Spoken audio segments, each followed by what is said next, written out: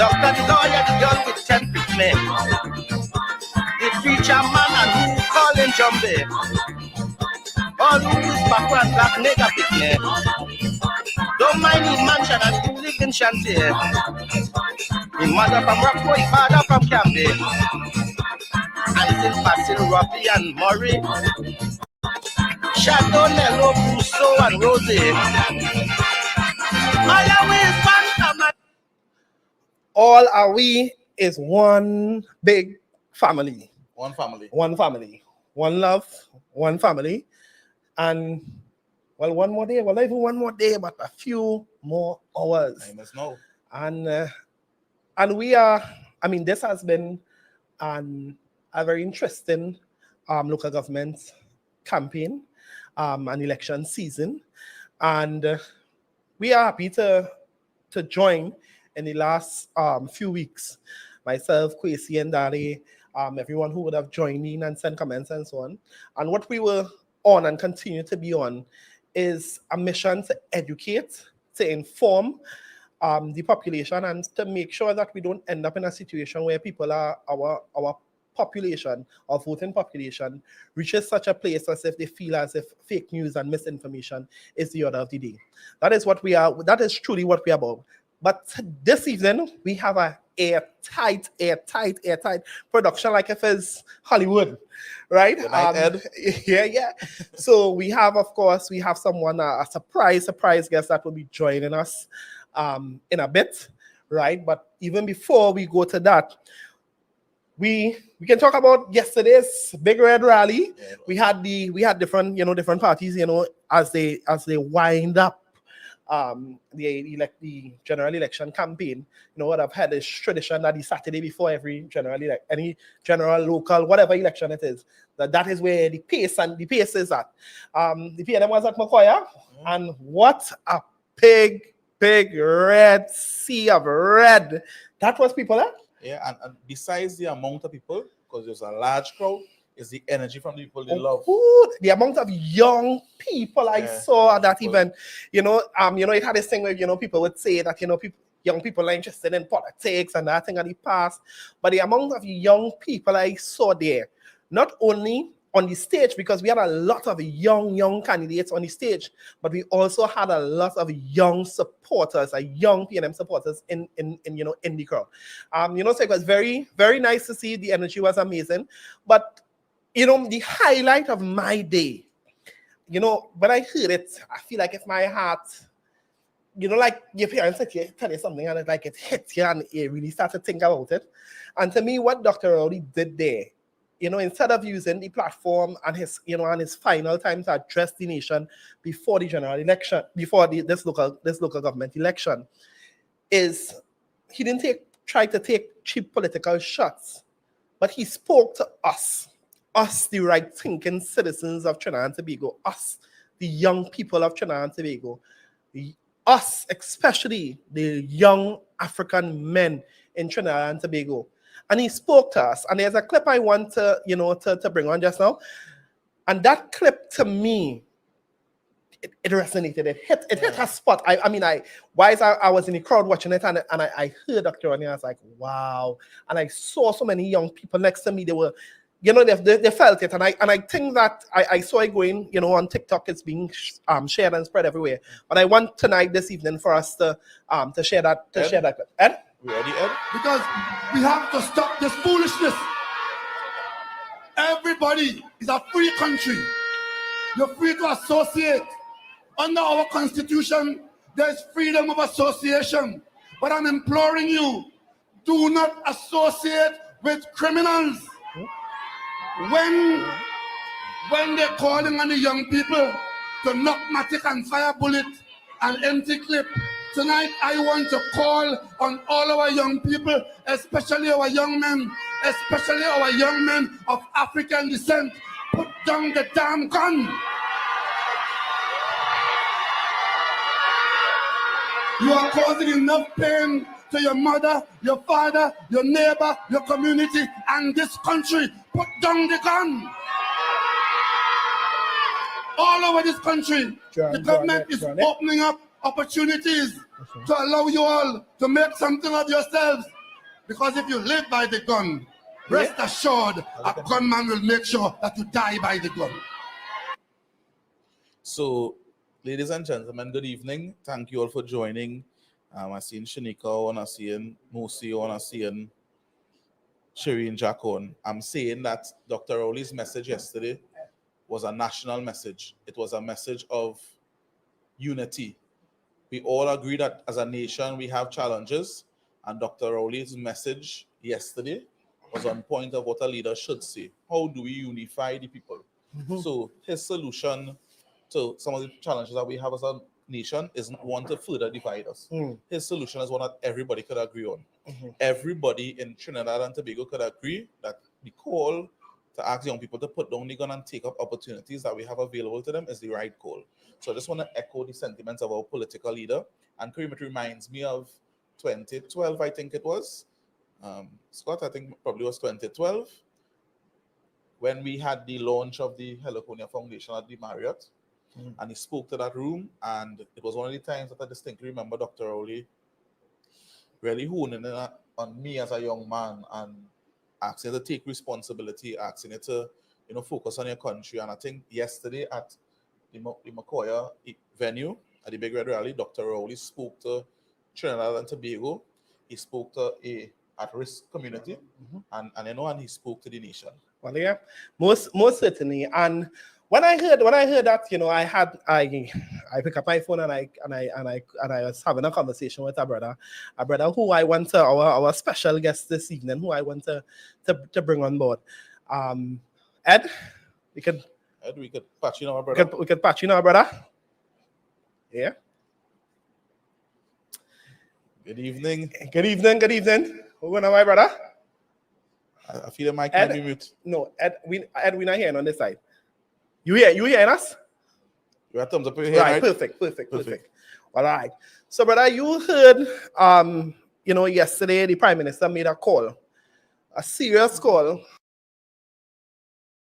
to our young men, our young African men in Trinidad and Tobago to put down the gun, because he knows that about the pain and the suffering at times that that not just our young men, but our families, our mothers, our sisters, our brothers, and so on.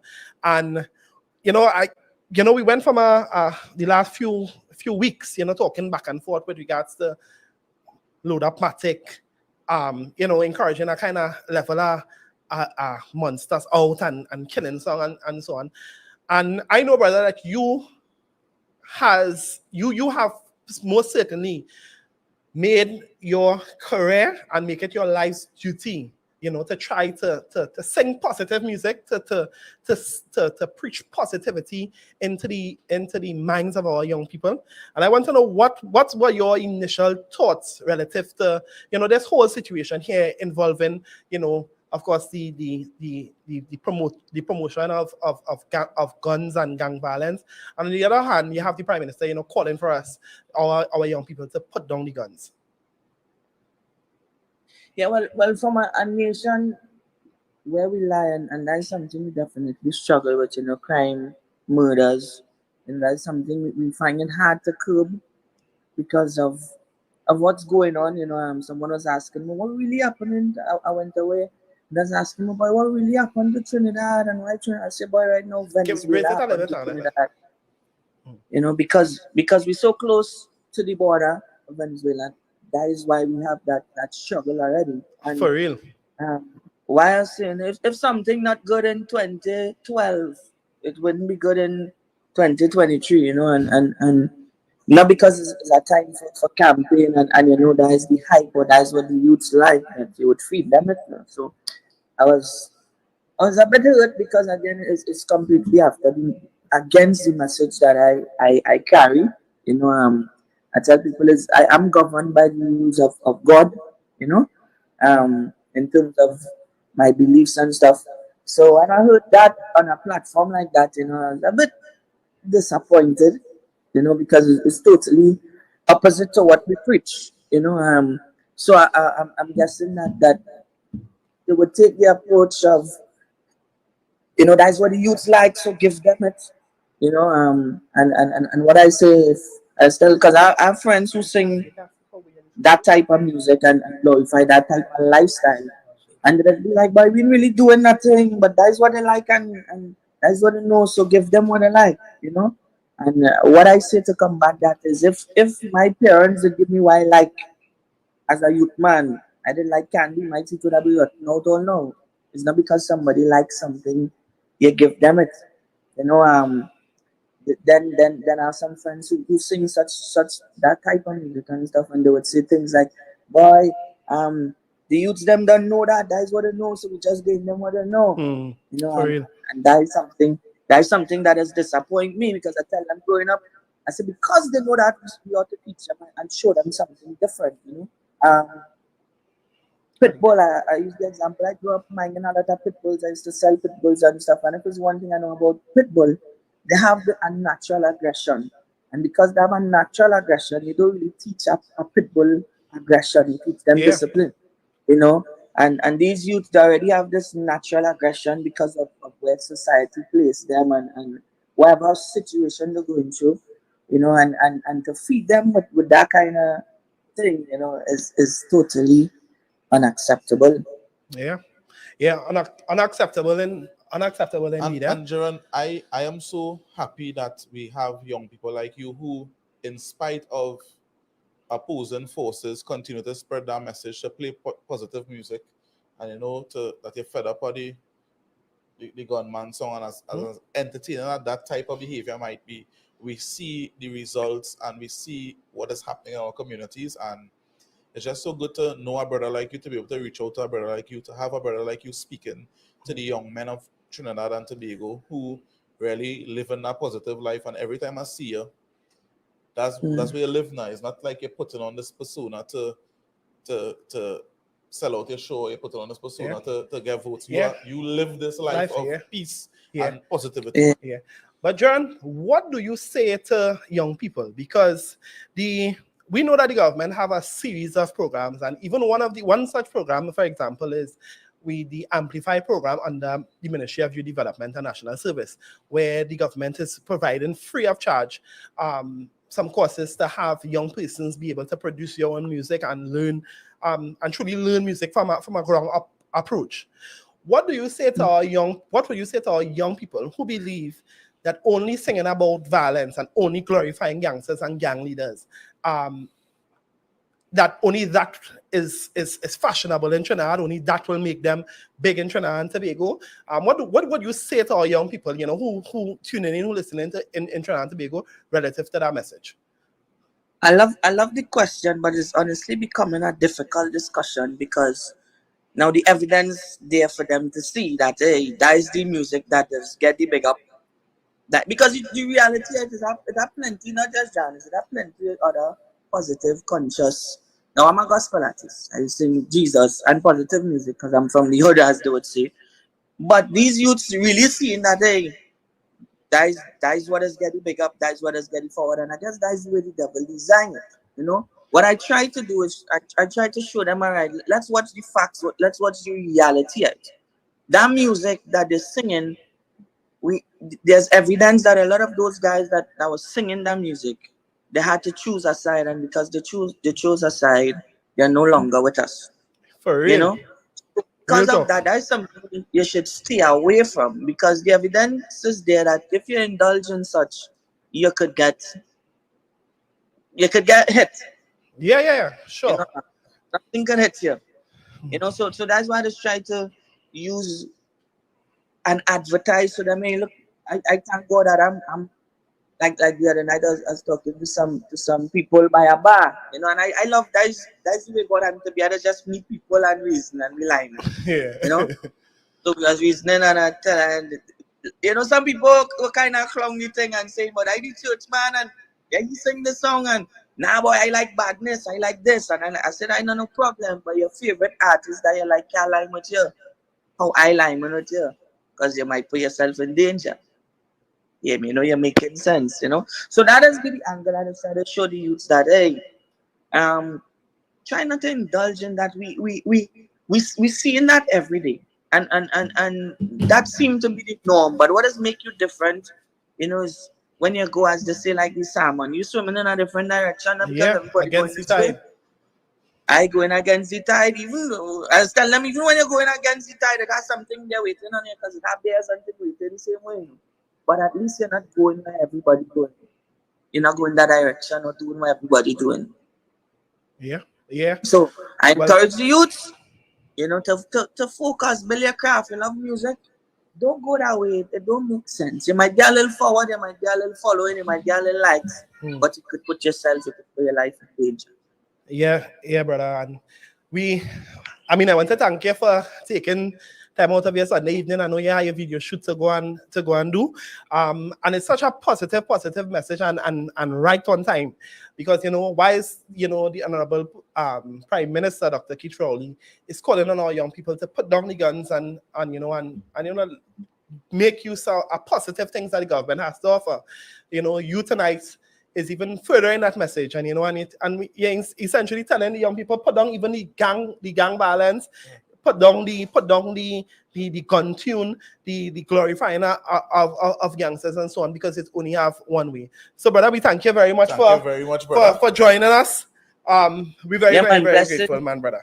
And the 24th, Thanks. Right? And thanks for having me. I like how you talk the quick. Yeah, on the 24th. And sometimes, brother, people feel as if, boy, it's only certain artists could sell out. I never see a Trinidad sell off like how you went and sell off on the 24th of September in June, and we full team coming, and we fully endorse it. Watch out. Whenever I have any kind of, let me say, if I go enough as a vice president in a little organization and thing, any kind of campaign I to bring him my boss, pull out my tally and shell down the place all day, I must stop for life, Yeah, I want to thank you very much for that positive message that you have spread. Jaron, that you and I have attended weeks in the Kareem area for people that were close to both of us who would have lost their life to the violence, and your message is a living testimony to what we could all do if we want to do the right thing. So thank you very much, brother. I'll see you on the 24th if I don't see you before, 24th of September. Yeah. And, and we'll be there, brother. So thank you very much, brother. Blessings. Thanks, brother. Yeah, blessings. Blessings. Right. Love all the time. Love all the time, brother. So, Kareem, thank you very much, Jaron. Yep. So, I will tell you all. So, thanks to Jaron. And we know that Jaron is a national man, right? He's a national man. And we try, even as brethren, to make sure that we be careful what we do. Yeah. So the kind of buzz we wanted to put on, we had to wait. Of course, we discussed with Jaron. We talk about some issues and so on. But now we have a few hours before all citizens, all the voting population of Trinidad and Tobago, before we make our decision. Whether we want to vote or not. And most importantly, for those who are voting, and we encourage each and every one of you to go out and vote, to exercise your right to vote.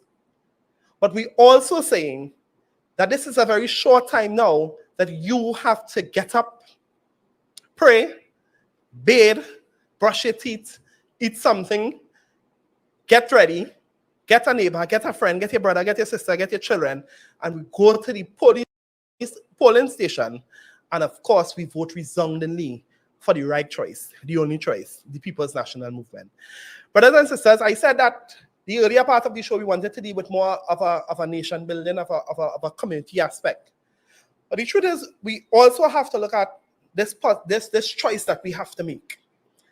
And again, we would have, when we, in the last 2 to 3 months, we would have engaged in a local government election and campaign, right? And we had the People's National Movement, led by Dr. Rowley, coming out, and they are saying, and the message has been clear from day one. Our message and our theme is local government reform. Dr. Rowley has changed the way that we have done campaigning in Trinidad and Tobago like no other. Dr. Rowley would have, in an unprecedented type of election politics, come to almost every region in Trinidad and Tobago. Take questions from any body, make himself accessible, was quick on his feet, was able to answer the questions. Was some questions concerned local government, some were some wildcards.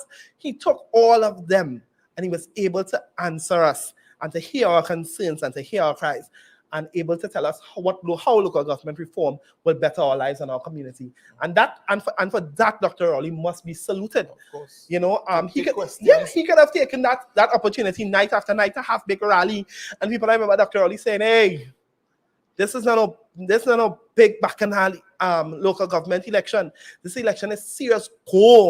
He instructed our local government candidates, go door to door, go and meet the people, go and sell local government reform, go and sell yourself.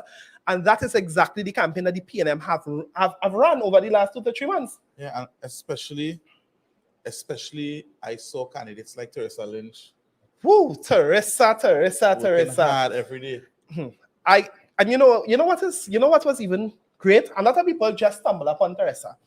Teresa Lynch is a local government councillor in her term that I watch with admiration and say, wow, this is a councillor that has a heart in it.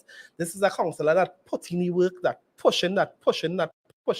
She always having meeting, always just dropping up on the block, lacing with person. You see her helping people. Even we had different events and so on. I'm seeing her lacing with this government. Hey, I need this young person here for a job, and that is what it takes, and that's what the PNM is truly offering. We offer young, bright, intelligent people, hardworking, pure heart like Teresa Lynch in San Fernando, and we are hoping that you in San Fernando, young people in San Fernando, go out and you give Teresa that support, that you go out in Bataya and you give Kimberly Small that support, that you go in Mayaro and you give Patrick that support, that you go Arima and you give Fish that support, that you come Bitam Picton, and of course we don't know, we sure be safe, of course, with Mr. Darren Corridor.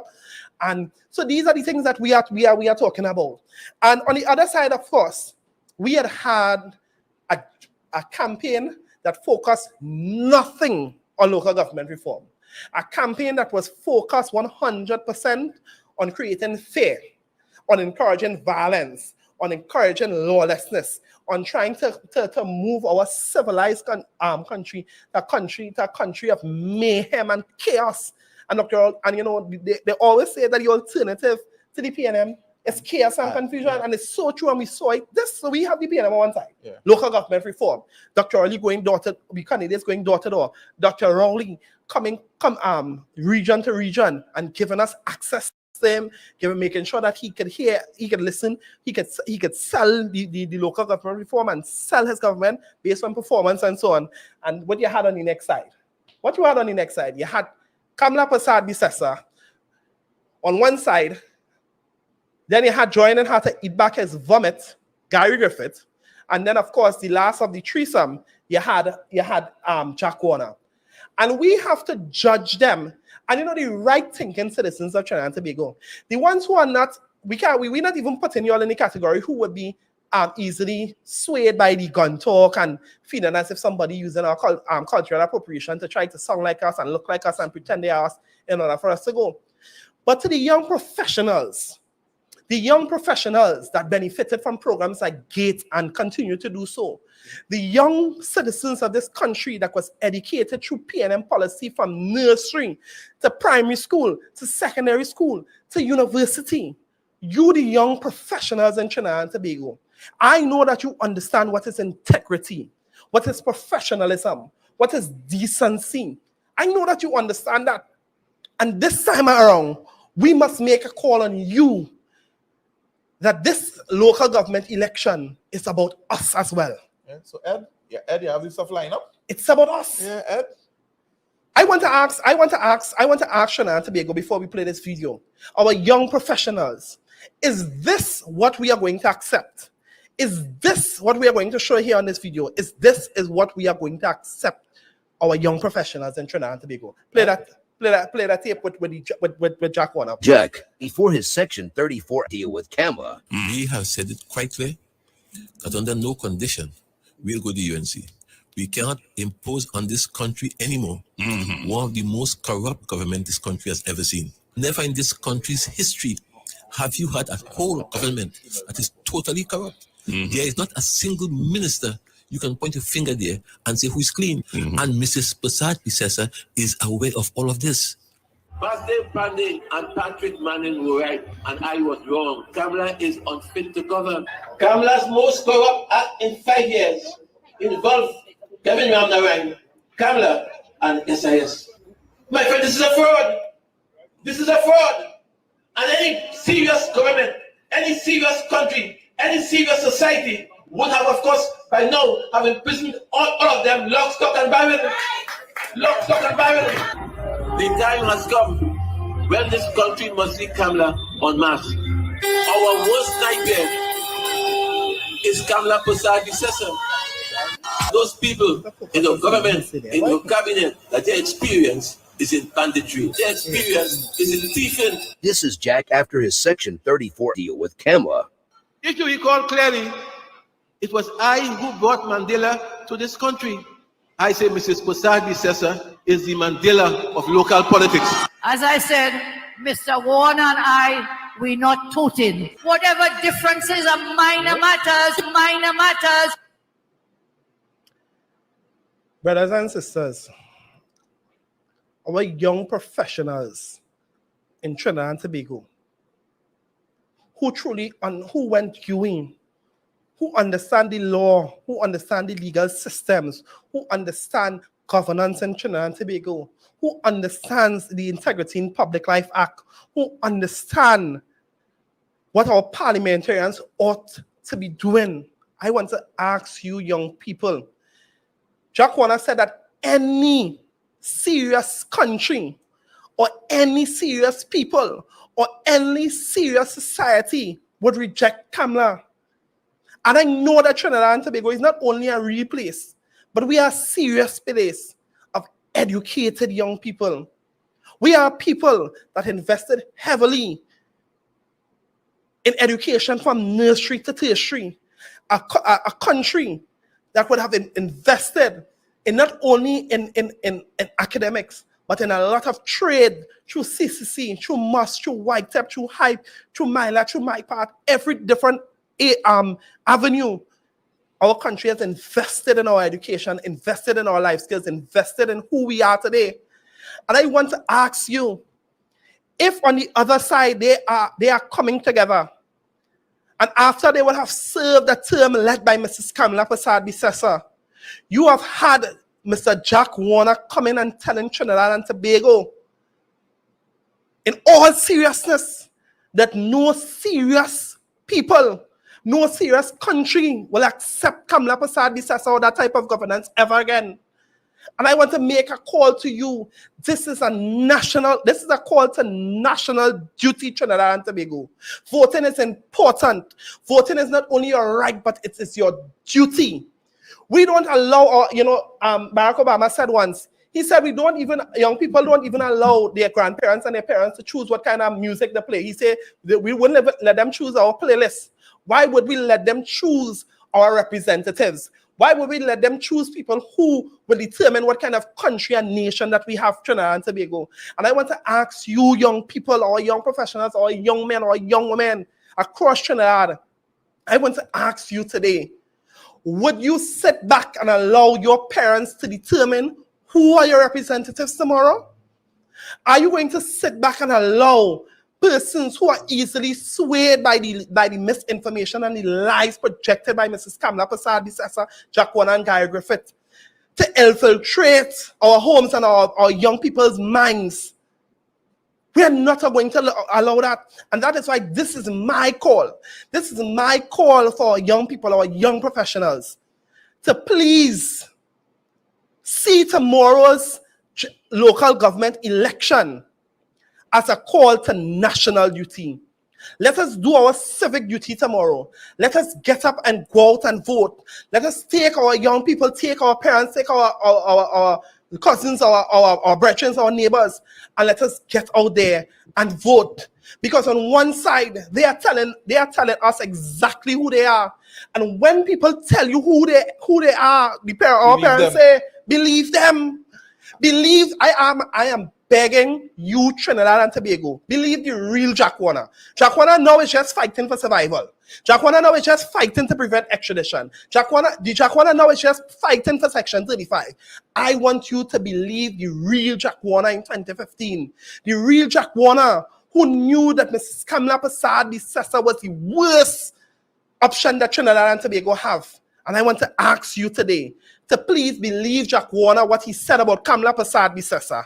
Not that she's the Nelson Mandela of politics, but that she would have run the most corrupt government, where they didn't have one or two corrupted people, where every single minister in her cabinet would have been corrupted. That is not my words, that is Jack Warner's words. And I am asking you today to believe that, to reject recycled politicians, to reject the fake news and the fear mongering. I ask you to reject that tomorrow and to take this local government election serious. There's no such thing as a safe seat. Yeah, and Kareem, the thing is that the PNM has put forward 141 candidates in every electoral district. The PNM is the only national party. So in Saparia, we care about you. We have a candidate. In Point Fortin, we have a candidate. In Penal Debe, we have candidates there. We are the only party that has put a candidate in every electoral district. The PNM is about building the nation, and that is why we go all over the country, screen all these candidates, hundreds of candidates, to put these candidates in the seats. It's not that we don't care about the people in Saparia, we don't care in Penal. We put in people in all those seats. That is what the PNM is about. It's the only national party. And so tomorrow, young people, go out and do your national duty and vote for the People's National Movement candidate in your electoral district. That is the message. You see, and that is why PNM is truly is really and truly the only true national political party we have in Trinidad and Tobago. And Trinidad and Tobago, I know sometimes we take things for granted. We take things for granted as the government coming PNM coming into power in 2015, meeting a dilapidated treasury, meeting a worldwide economy that had serious effects, where people, our neighbors, were sending home public servants, where there are countries in the Caribbean that you have to pay to go to secondary school, that you have to pay to go to university, that you have to pay to write CXC, that you have to pay to go to the hospital. You have to pay every time you call an ambulance.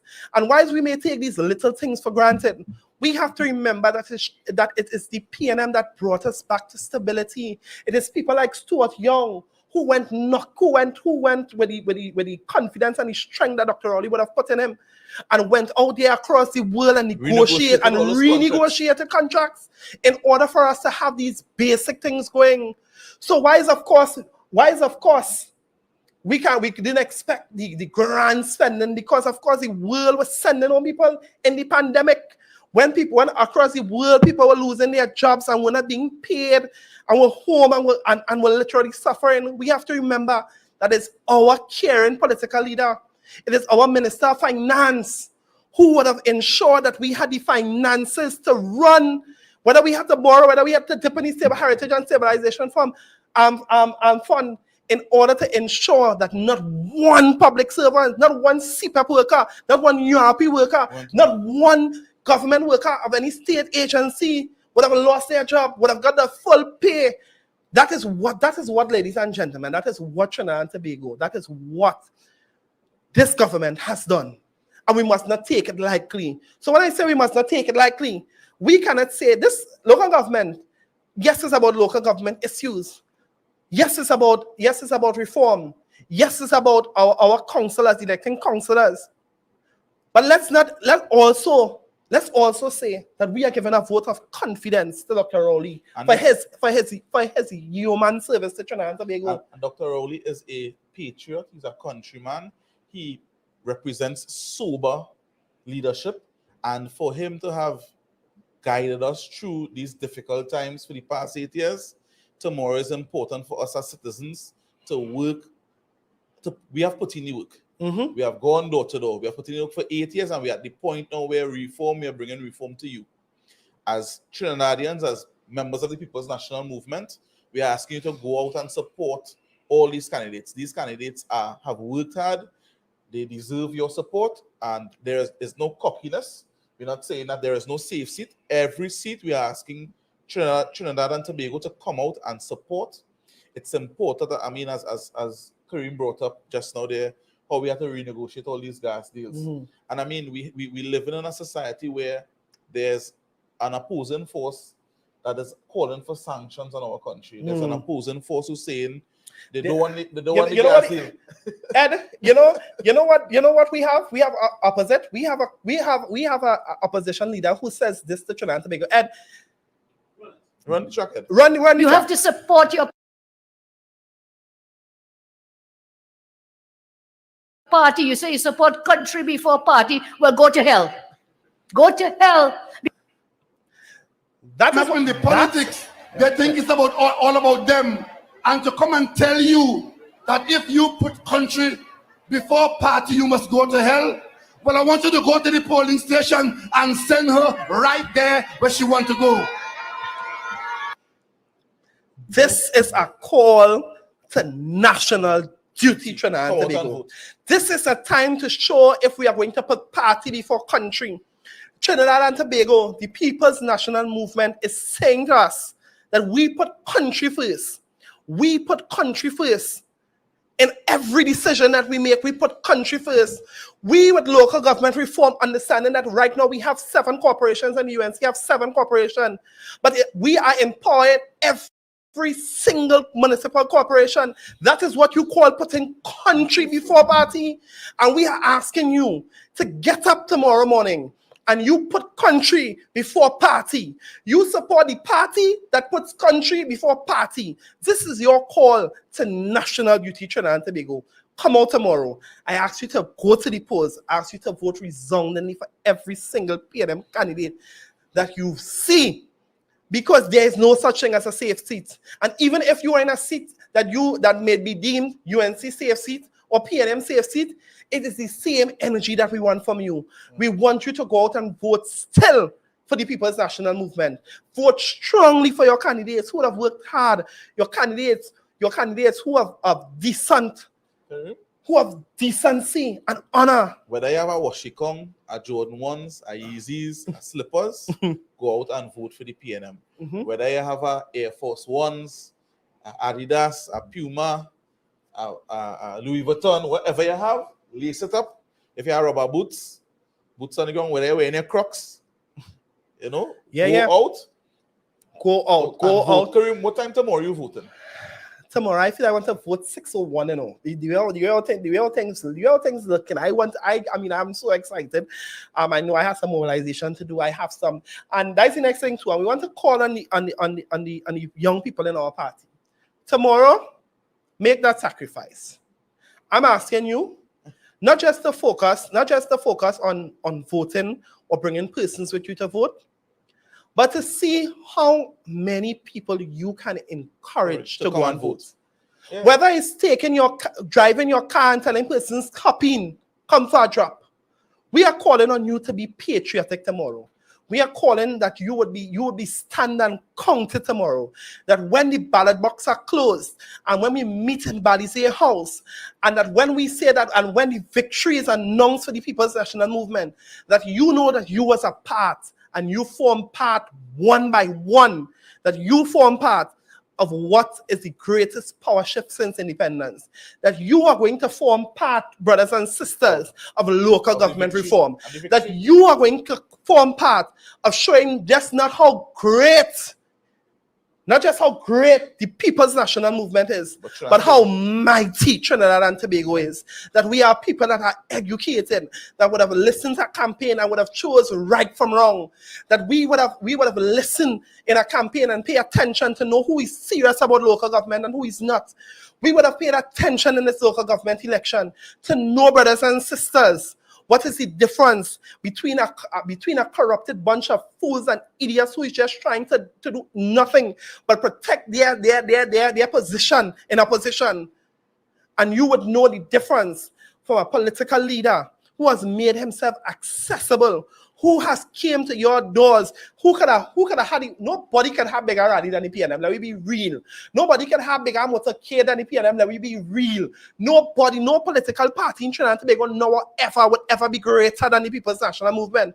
But what I'm saying is, brothers and sisters, we decided to tame it down. We decided to go door to door. The amount of you know long we haven't seen cottage meetings by every corner, by every block, by every household. That is what the PNM has done, you know. Yeah, penny in a rima. Listen, and you see tonight I want to salute our party officials and our members of parliament. Roger, Penny, Lisa, Foster, Cummins, Stuart Young. Let me tell you something, Marvin. Let me tell you, I would say this, You see, Stuart Young as chairman of the People's National Movement. I mean, I was honored to. I filed Stuart Young's nomination papers. You know, that's how I know a long time he was going to be the best chairman. You know, and not only did I file that, but I campaigned and I supported and together we ensured that he was elected our chairman. But that is one thing that I would say we have never had in the history of Trinidad and Tobago a chairman like Stuart Young. Nice, different man. Every single candidate up and down. So, brothers and sisters, I just want to say kudos to all our ground troops, to the operations team that time after time, Irene, Abby, Gabby, the whole team that came out night after night that would have helped with community meetings, cottage meetings, big meetings, small meetings, the ground troops in our constituents, the people who would have donated for trucks. Patricia, Assistant General Secretary, San Fernando, Kazim, Haji. You're putting in work. So we have done what we are supposed to do as a party. We have given you true representation, honest representation with dignity, a campaign with dignity, a campaign that wasn't race baiting. Hold on, Kareem. I see that we forget Rishi Sukai to the same. Yes. Rishi, Senator Rishi Sukai. He put in the work, he put the expression in on us. Lennox, it's so good. The national Lennox, campaign. we can't begin. And of course, we had a strong team here. After these scenes, we would show you our team. But men like Mr. Ron Senator and Andrew Gabriel would have put in some kind of work. Martin. Yeah. Chinua Allen. Yeah, right here in Port of Spain, Maxi, everybody. Uncle Terry. Right, so brothers and sisters, it wasn't an easy campaign. It was a campaign where the PNM chose to focus on the ground, focus on the people, focus on door to door. Forget the big flags and the big rags and the big railway. We could do that. We in charge of that, and when the time comes for it, we will do it, and we will continue to do it. We sure about that. We know our power. We know our people. We know all they have to do is call a PNM meeting, and PNM people will show up. We know that at Sena Maxi and PNM people will show up. So we know our strength. We know our strength, and we do not want to be easily let that go to waste. And that's why we are asking all of that will go to nil if we don't get up and vote tomorrow. Brothers and sisters, I would have been part of elections at a serious level from since 2007. And I have worked in marginals like St. Joseph, and I've worked in what people refer to as safe seats. And on each occasion, if you do continue work on election day, everything has go to north. So I'm asking all the young people, especially as Kareem asked before, I'm renewing the call. When you vote, I'm going to vote about 6 o'clock. Between 6 and 7, I'll be voting. But when you see you finish vote, go and pick up people, call your friend, ask them to come out and vote. They say, oh, let's group up to go. All them party and them, Miami Beach. So let's group up to go the band launch, or let's group up and let's go. Or let's come in, tomorrow is Monday, or let's come in, group up and go to the polling stations. Tie up your, as I say, clean up your shoes. You can't go in the polling station with no red. Right? But save your red for 6 after 6 and make freedom my valleys house. And I mean, it is very important that we vote. As a chairman of a regional corporation, I know the frustration. I can tell you all the people in Tunapuna who have issues that we need to fix, all the people in Aruka, all the people in Frederick Settlement. We talk all the things during the campaign period. Now it's time for us to come out and vote. So you see those people, especially those people in the seats that people are concerned with that are marginal, well, they go and support Kimberly, go and support Jamelia, go and support Teresa. And just go out and we have to win it. We have to win it, Kareem. It's important for us to go out and vote. And it is more important that we send a message also. I mean, if you don't send the message, people usually take you, you know, like as a kick thing, and like, hey, come and talk about machine, and it's not a problem. Yeah, it's not a problem. You know, we could try to imitate them. We could try to use crime as a commercialized crime and put video of people getting killed and say, yeah, vote for me, and we would secure. You know, local government is about putting the right councillors in there, the right mayors, the right chairman, the right aldermen in place in order to go out and do your job. Local government reform assures us that. And that is why this is truly, and you know, I got that phrase from Marvin and Narkit. I was trying to remember who I got it from. Marvin. This is a call to national duty, Trinidad and Tobago. This is no time to sit back and lay back and relax and feel as if it's nothing. Don't take it for granted. Don't take it for granted. I mean, I would have literally put my business on hold, my career in certain things, because I know how serious this election is about. I know how serious. And when I see people, I know I get real. It had things that get me real angry. You see that night, that first night when I heard Mrs. Persad going down that road, trying to bait us into that, like she's one of me and she cool and she love me. But every nerve in my body get angry, and I start talking to Kwesi, and I think I talked to Juliet, and you know, also I want to salute our frontline activists like Juliet Davy and Pastor Google, Sharon Felix, Shoma Wilson, of course Auntie Jenny, Dominic, the whole team, Darian. I mean of course that interview with Darian and Dr. Rowley, Marcelle and Dr. Rowley, I would want to say is one of the best things that I've heard in a while in terms of the way, and Darian didn't go easy on the Prime Minister. He asked the difficult questions. I mean, the callers who called and asked about Tobago, it was a masterclass in conducting an interview, and I mean, even that is to show you the level, the kind of frontline people we have in this party, boy. To know that you have a job to do, and you would do the job professionally. You would do the job and you would ask the tough questions, because that is what the citizens want to hear. The citizens don't want you to come and do an interview and say, so doc, your favorite color is red. we know that. So, it was very important, our frontline, persons, all the persons who would have dealt with coordination or campaign managers across. We can't remember everybody yet. The people who are the candidates who have worked with man like Indar Parashram. You see Indar pronounce that what? Good night, Indar. And good night to Mr. Indar Parashram, anywhere you are. Sir, you have done human service, not just the party, but the country. And we want to salute you. We know that you are doing some hard work in Saparia. I'll be down in Saparia as well, working tomorrow relative to offering people job. A simple drop to the polling station, talking to our young people. So after you voted straight to Saparia? Yeah, going to Saparia, passing San Fernando. And of course, be sure to join me on TTT tomorrow as well, tomorrow evening, as we take in the election countdown. It's going to be the fastest, the quickest information coming in. So you join me as we go forward. This is a time truly that we want to build a nation together. And before we leave and before we come back, I just want to play this clip here with Dr. Rowley. Let's really build a nation together. I'm putting this call out to all our citizens in this deep southland of our nation. Stop wasting your time and obstructing the country's development. Come join the PNM. Come, let us build a nation together.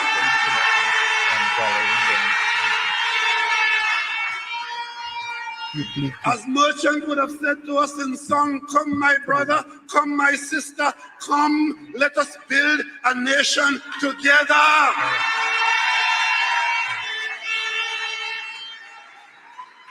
The fact that we are in different parts of the country, or we belong to different political parties, that is the system we use to organize our management. Elections are about choosing management, choosing leaders to manage your affairs. It is not about making enemies and talking foolishness on platform night after night. Every Sunday is some stupidness, is some lie. Every Monday is some press conference, is more lie. Come, let us build a nation together. On Come. August 14th, vote PNM. Come, let us build a Great is nation together, the Kareem. PNM. Come, my brother. Let us Come, my sister. build a nation together. And let us build a nation together.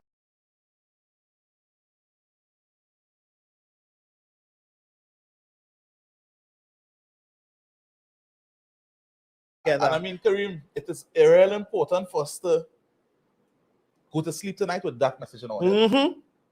Forget the lie and the bacchanal on the Monday night and the bacchanal Sunday morning. Tomorrow,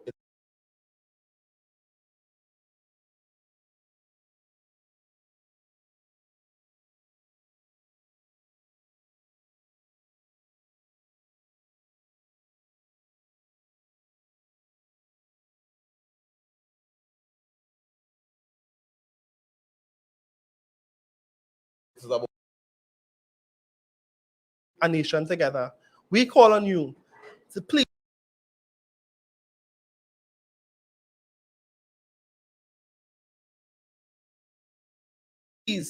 go tomorrow. Take this local government elections very, very seriously. This is a time where we have to test. We are testing. This is literally a test for Trinidad and Tobago. Are we a people?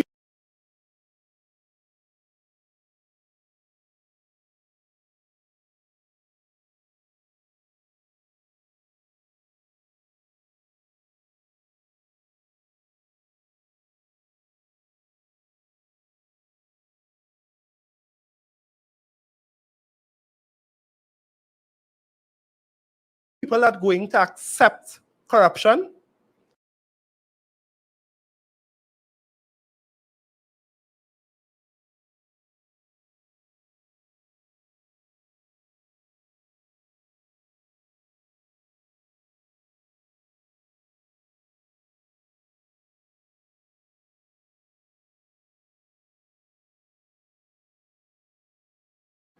Are we a people that are going to vote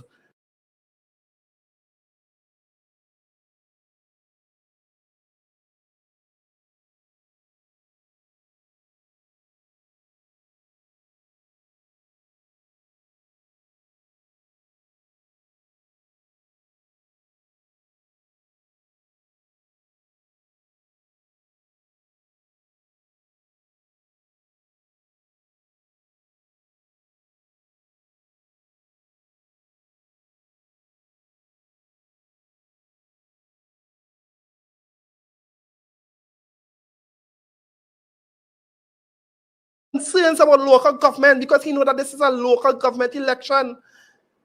Of the matic we can hardly load up the 2 foot to walk. Or are we going to support a leader that put party before country?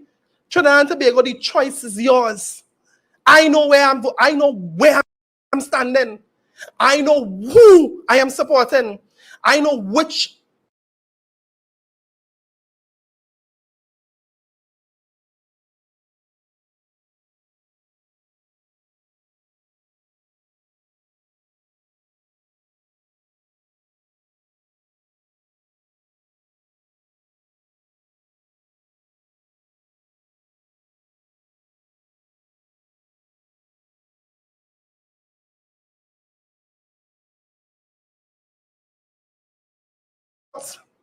a leader that put country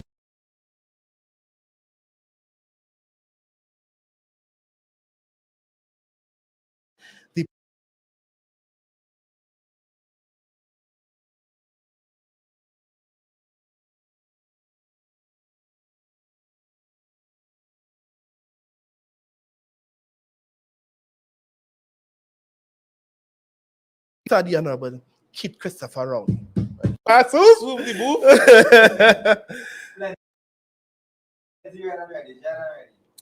I see a message here from Local Government Reform Reality. Don't forget the talk show hosts like Julia Davy, Darian, Marcelle, Sharon, Felix, and Pastor. Of course, we said that here. We said that here. Before. decency and integrity. Yeah, most certainly. That's what we are. That is what we're all of you. So come on board. Come on board. Let us bring this home. Let us truly, truly, truly bring this home. Yeah, we get some other comments. Yeah, we some more comments now. Scott? Shireen says, well, it is give me a run around to vote, but God is the boss and everything I do. Sure about She that. coming out to vote tomorrow. Sure, that's what we're talking about. That's what we're talking about, Shireen. You all put in the comments what time will they go in and vote. Yes, everybody comment. I want to see what time will they go in and vote. Right? I want to see what time will they go in and vote. Yeah. So I'm seeing some message here. I see Reginald Amor said, let this message not fall on deaf ears. Wake up early, say your prayers, take your bath, have your breakfast, call your family, call your friends, call even your enemies, and go out and vote resoundingly for the People's National Movement. Great is the PNM and we shall prevail. Claudette Fraser say sending love and support from Tobago. Hyacinth Isaac says 6 a.m. Nicholas C. Paul says 7 a.m. Yeah, as you say Tobago, the Tobago Council of the PNM, Kelvon, Ansel, Lauren, Petal, salute, boy. We thank you all for the support and the love. And we know that we will reciprocate that love. Of course. Come next year. Dwayne Peter said 12 noon. Carissa Marcelle say 8 a.m. Ria John say I by the polling station 5:55 a.m. Shanika says 6 a.m. early o'clock. Well, cinema. Judy Fraser say 7 a.m. Yeah. Maria Jones is 10 a.m. Yeah. But brothers and sisters, it has been a great time. I know a lot of persons, a lot. I know that our message has truly reached the people that we wanted it to reach. I'm walking through meetings, I'm walking through Port of Spain, I'm walking through different parts of this country, and people are telling me, Kareem boy, we love the life, we love the message, we love the message, we love the message, we love the message. And we know that is what we have, but that is what, this is not a duty that I chose to do for party. I chose to do this for country. I chose to do this for my community of Beetham Gardens. I chose to do this for East Port of Spain. I chose to do this for areas like La Hocketa and Maloney. I chose to do this for Enterprise and Train Line. I chose to do this so that we don't be hoodwinked. Because when I heard that on the Black 9 here, people starting to hear that and we have to make sure and educate our people. And that is what I have been tasked to do by myself, by my conscience, by my future, to know that this is a national call to duty, and I've answered that call. I ask you, Trinidad and Tobago, to answer this call tomorrow, God's willing. Answer the call. We are knocking. We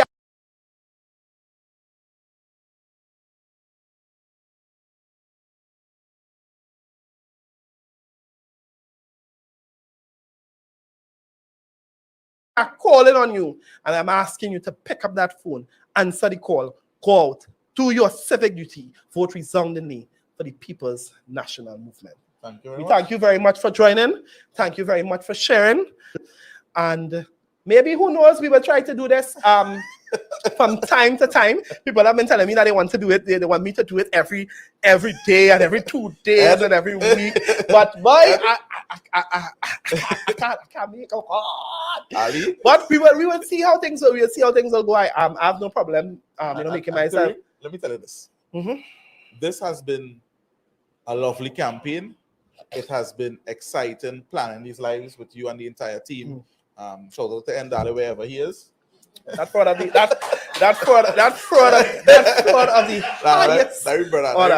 brother still. And to all the people who would have tuned in, share the live. It's important for us to continue giving the support. Remember, we have a few more hours only. Go and sleep.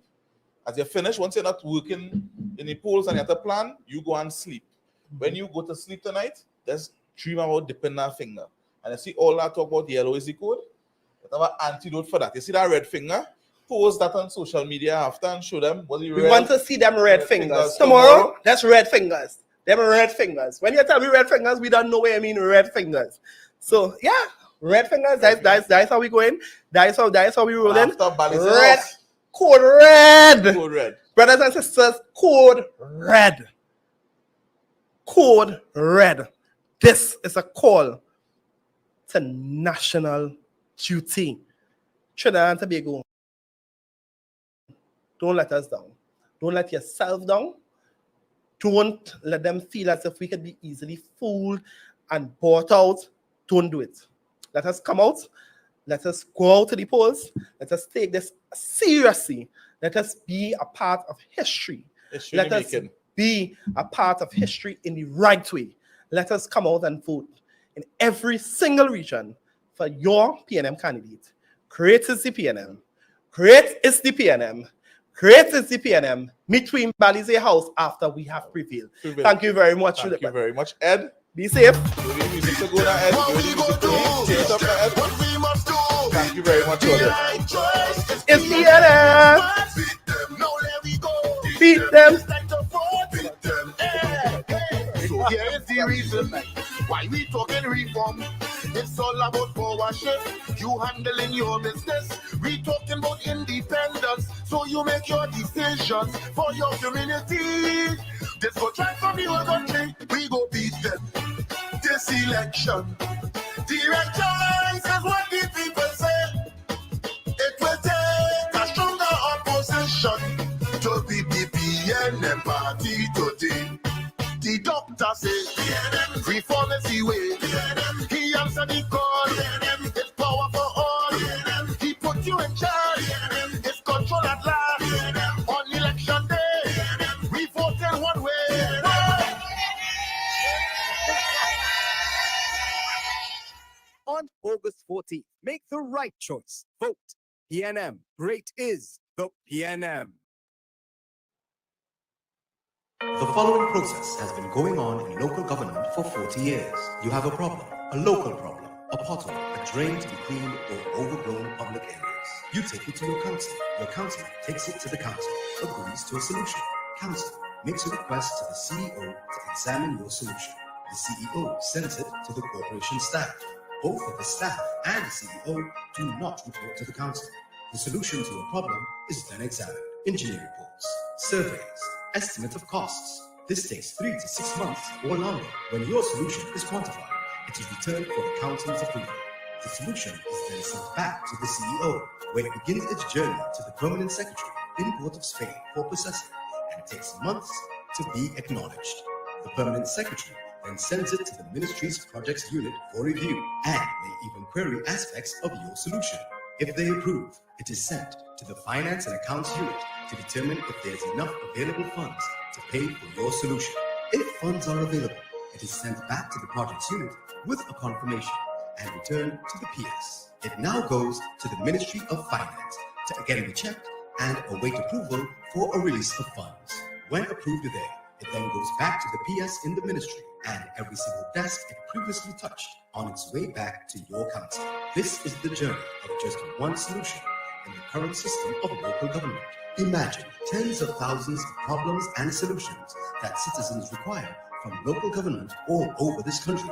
This system provides the citizens more frustration than solutions. The local government system is broken, and the people deserve a new system that serves them.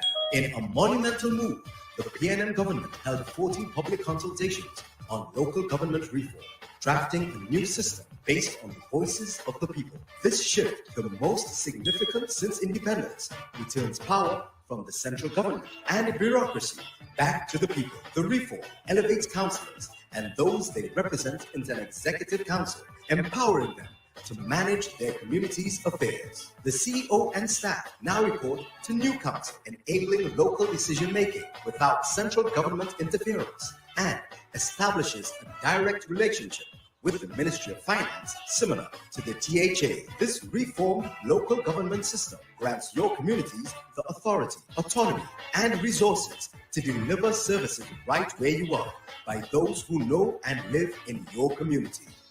Years become weeks. Frustration becomes solutions. Reform is the right choice.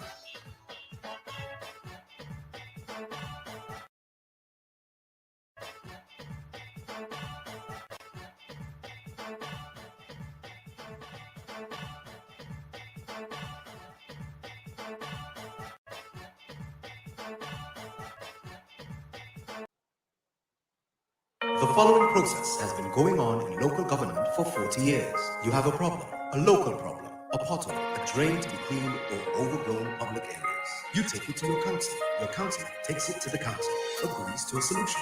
Council makes a request to the CEO to examine your solution. The CEO sends it to the corporation staff. Both of the staff and the CEO do not report to the council. The solution to a problem is then examined. Engineering reports, surveys, estimate of costs. This takes 3 to 6 months or longer. When your solution is quantified, it is returned for the council's approval. The solution is then sent back to the CEO, where it begins its journey to the permanent secretary in Port of Spain for processing, and it takes months to be acknowledged. The permanent secretary then sends it to the ministry's projects unit for review and may even query aspects of your solution. If they approve, it is sent to the finance and accounts unit to determine if there's enough available funds to pay for your solution. If funds are available, it is sent back to the projects unit with a confirmation and returned to the PS. It now goes to the Ministry of Finance to again be checked and await approval for a release of funds. When approved there, it then goes back to the PS in the ministry and every single desk it previously touched on its way back to your council. This is the journey of just one solution in the current system of local government. Imagine tens of thousands of problems and solutions that citizens require from local government all over this country. This system provides the citizens more frustration than solutions. The local government system is broken and the people deserve a new system that serves them. In a monumental move, the PNM government held 14 public consultations on local government reform, drafting a new system based on the voices of the people. This shift, the most significant since independence, returns power from the central government and bureaucracy back to the people. The reform elevates councillors and those they represent into an executive council, empowering them to manage their community's affairs. The CEO and staff now report to new council, enabling local decision-making without central government interference, and establishes a direct relationship with the Ministry of Finance, similar to the THA. This reformed local government system grants your communities the authority, autonomy, and resources to deliver services right where you are by those who know and live in your community. Years become weeks. Frustration becomes solutions. Reform is the right choice.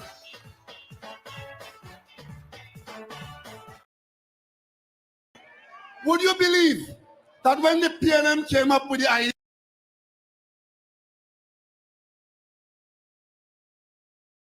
of forming a unit trust to allow the population to participate as you are participating now, that there were those who were opposed to it? Suppose the PNM had backed away or our knees had buckled because somebody was opposing it. We have taken decisions which have not been the easiest. A lot of what they've been talking about in this local government campaign, they will keep talking about because they are general election issues. And the general election is due in 2 years from today. So they'll be annoying you and talking the negatives and talking the stupidness from the 15th of August right down to the next polling day after the 14th of August. Because all they're concerned about is elections and winning a seat. Many of them have won seats and have never gone back to the district that elected them because they're saying they don't have to, because who's supporting them? They only support them by the race and the religion. The PNM can't do that. The PNM would have lost elections in every part of this country except, I used to say Buku and Lambo. I can't say that now. Except in Laventille. Except in Laventille. And what that tells you is that the population selects the PNM anywhere and everywhere in this country. And our performance is what we get elected by. We are in a position, we prepare, we review, we restart, and we reset. And we come back and save the country from those who always pretend. I could tell you something. Anytime this country accepts that it has been saved by Jack Warner coming back in the UNC, you know we're going to hell in a handbasket. Anytime. Because nobody in this country who has a boy child and seriously want that boy child to grow up under the shadow of the law and in the glare of international acceptance will tell him, I want you to be like Jack Warner. Tell your boy child that, right? And tell your girl child you want them to be like Khadija Amin. Ladies and gentlemen, this country is at a crossroads. And on Monday, you are required to intervene. Many of you say, I don't vote in local government election. That is giving up your responsibility, and it is a dereliction of duty. Because if you don't vote, somebody else is voting, and at the end of the day, you will be governed by the standards they set and the outcome of their lack of principle, and in some cases, their criminal conduct. So ladies and gentlemen, we at the PNM, we've done our job. We've given you great candidates. We ran an effective campaign. We've tried to educate you. I myself have been in the campaign. I've sat down on many occasions. I could tell you, I am the only prime minister in the history of this country who come out and sit down in front of you and the media and talk to you for hours because I have nothing to hide. I have nothing to hide. And even if I don't have all the answers, I can talk to you about not having the answers. So ladies and gentlemen, this is your PNM. Those were your candidates. Those are your youths, young men, young women, experienced men, experienced women. And the PNM is that party of Eric Williams, party of George Chambers, the party of Patrick Manning. And today, it is your party. It is your vote that will make the difference. I don't want you all to believe, some of you who live in what is called PNM strongholds, you don't have to go out to vote because the PNM win already and the PNM does always win here. That is not good enough. You must be a part of what makes the PNM win. Every number that is called for the PNM, one of those numbers must be your vote. And you must be able to say, I was responsible. I took some time off. I passed by the polling station. I stood in the line and I let my finger count. That is responsible citizenship. Because when others calling for them to take up gun, we are calling on you to be patriots. Come out and take up the vote. Use it and select management for the country. Elections are important. This election is more than important. It is in fact significant and it is visionary. Because when you vote for the PNM and you give us that support, then not only the PNM members inside the parliament would have voted for local government reform, you, the people, would have voted for local government reform as well. And then we will proceed to put in place the management systems. We will put in place the resource streams, and then we begin to give local government more and more responsibility so that they can serve you better and better in your neighborhood. We want to move away from this thing about you have a drain in your backyard, you have a hole in the road, and it cannot and will not be fixed because the local government system doesn't allow them to have some cash in hand to do a small job.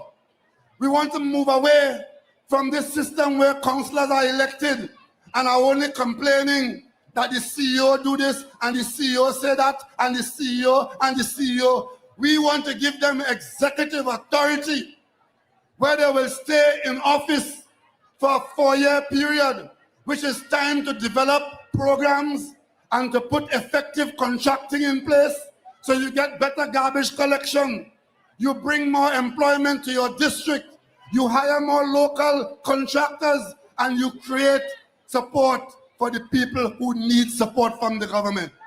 Because soon after, sometime in the not too distant future, after local government reform has been implemented as a transitional and rolling system, we want to look towards the Ministry of Education to put people in the corporations to do repairs, starting with the primary schools and moving later to the secondary schools, going to improving and upgrading the playing fields, controlling what goes on in the community centers, and of course, protecting you from criminals who stalk the streets and stalk the lands, because every corporation will have its own police service to increase the patrolling and the reporting of criminal conduct in your own neighborhood.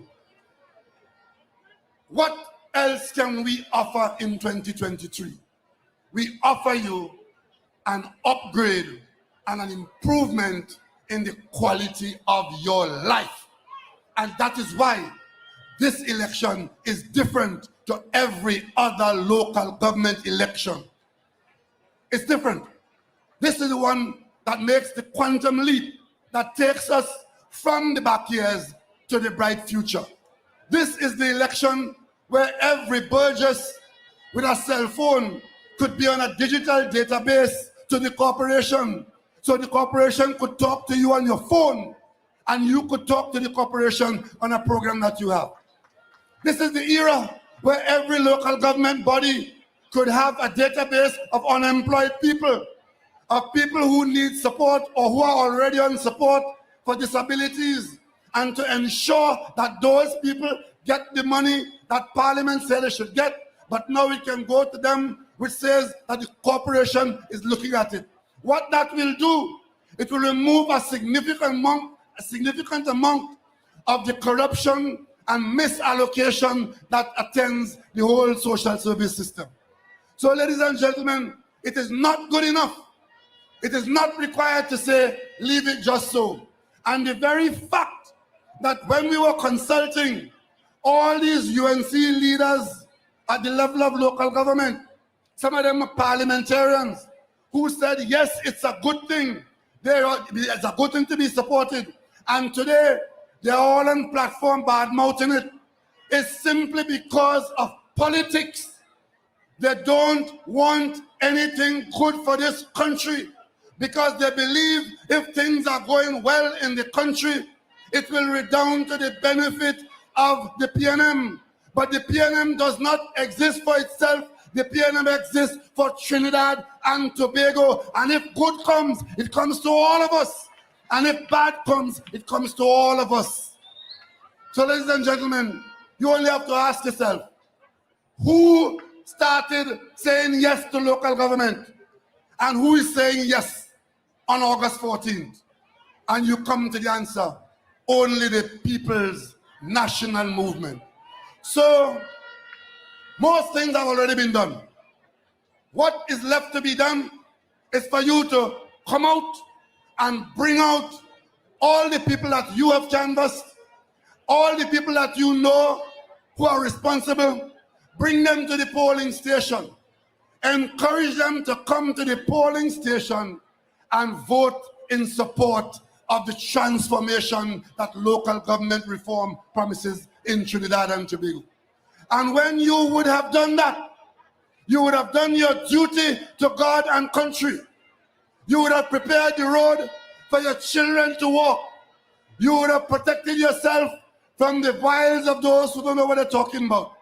And you would be driven to say, like all the PNM supporters and members would say, when we would have done our duty to the country and we assemble at Balizé House on the night of August 14th, when the voting is counted and all the numbers are known, and we shout in one voice for the people of Trinidad and Tobago, great is the PNM, great is the PNM, great is the PNM, and we shall prevail. Let's go stage.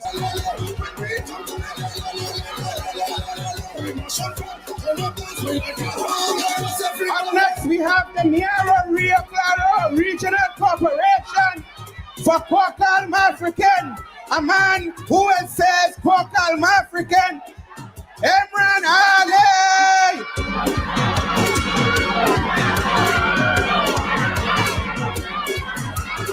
For Niara Not, Ryan Fry Stewart.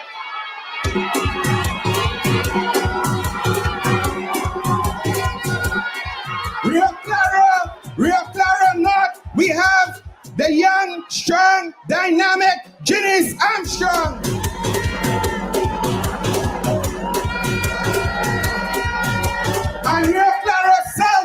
behalf of the Rio Claro Regional Corporation, we have Jaron Mohammed. PNM family, I urge you to go out early on Monday, August the 14th. Cast your vote suddenly for the People's National Movement. And on the evening, we will all say, great is the PNM, great is the PNM, great is the PNM, and we will have to prevail. Thank you. With me, sorry, we have the man from the National Youth League, Marcelle Guayagwari. We have Patrick Phillips.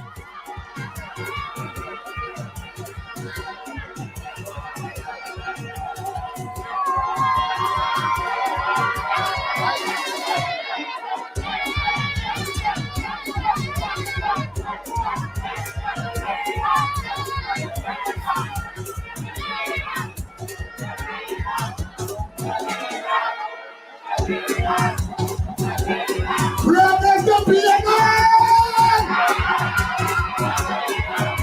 And we shall prevail! Anybody from Tunapuna?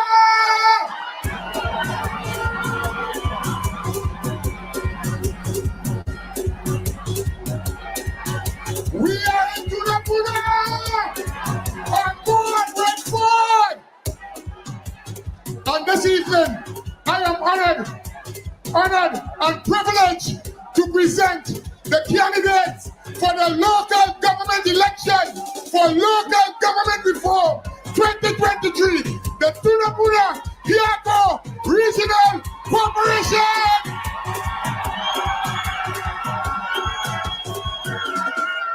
The largest, the biggest, the most populated 16 councillors. And we starting in my hometown, Osangal Tunapuna, John Boyd Bridge! John Boyd Bridge! Come on, let's hear them!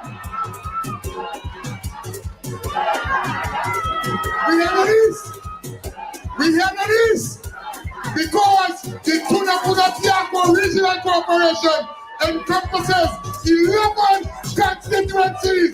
So come out and vote on August the 14th.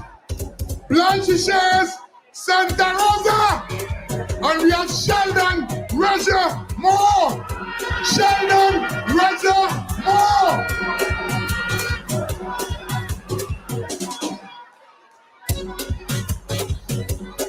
It's Camille Roberts is in the house. It's Camille in the house. She's there. Moana, Aruka, Canson, Maria Baptiste. Let's hear for Maria Baptiste.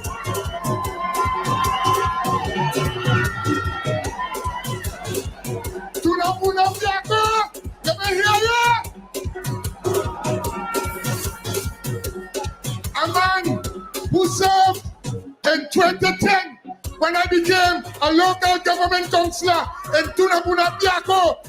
A good man, a good candidate. Let's hear it for Kareem, Derek Leger. Let's hear it for Derek. Come on, Kareem. Yes, Tunapuna Piako in the house. We coming back down to Tunapuna because we have an area called Cora, Paradise, Tacarigua, and we have a man who could win that seat in Reginald Gregg, a past student of Hillview College, just like myself. Let's hear it for Reginald Gregg, Cora, Paradise, Eldorado. And we coming down to the next female. We going Cleaver. Lisa, you in the house? Lisa Mars? She's somewhere wrong. Cleaver, Dominique. Shakila Clark. Let's go for her. Make some noise.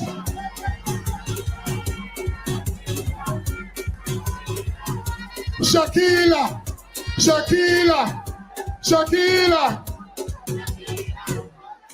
We going next door. We in Calabash, a lady who I personally work with. And listen, she can bring it home. Calabash, let's say for Neela Maraj. People of Calabash, come out. Come out and vote for Neela. She will be supported by the MP for Tunapuna. Neela Maraj, Calabash. And we're going back up 5 Rivers. Marvin Gonzalez area. 5 Rivers in the house. Desiree. Let's hear from Desiree.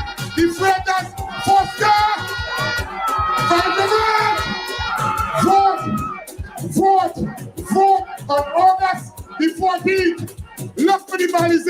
If you can't remember the name, look for the Balize symbol and place the X. Kelly Village, Warrenville. We looking to win them down there.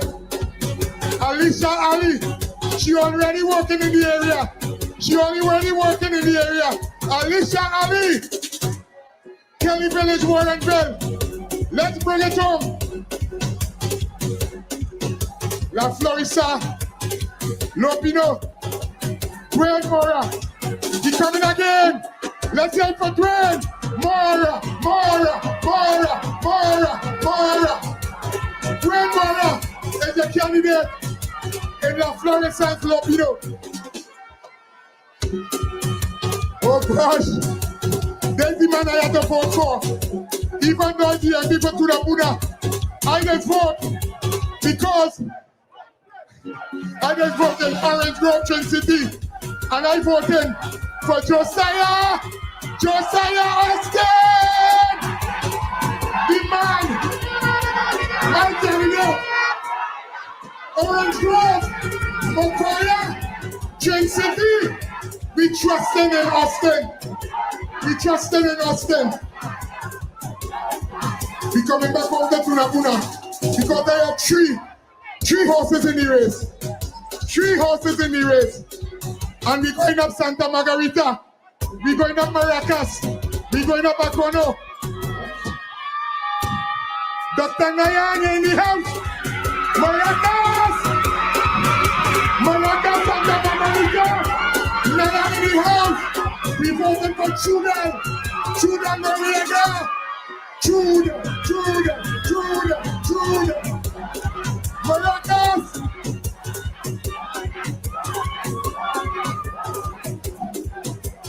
I don't know who to call for this one. Mosika Maloney. Camille, you claiming it? I take a part of Gonzalez. And I take a part of Lisa. But anyhow, Mosika Maloney, Mr. Watley, or they're going by heart, Stefan Watley, and Maloney, and Mosika. Stefan Watley is the man coming back for a third term. Close to home. We are in the St. Augustine constituency. St. Augustine South, Piaco, St. Helena, and we have a beautiful lady, Latoya Grace Tinko. Let's wait for her. St. Augustine South, Piaco, St. Helena. A young lady who is also dear to my heart, because in 2009, when I was the operations manager in St. Joseph, she was one of the understudy, and she's ready in 2023. Terrence in the house, Terrence Jansen, keep it out, Avia Isaac, St. Joseph, Valentine, Bangladesh, come out, vote. She will give you proper representation. Avia Isaac, Valentine, St. Joseph. Bringing up the rear, the last of the 16. Sweet 16. And we're going Wallafield. We're going La Haketa. And we have Foster. We're going with Foster. Foster in the house. And we're going with Kareem, Robert, Kasmali.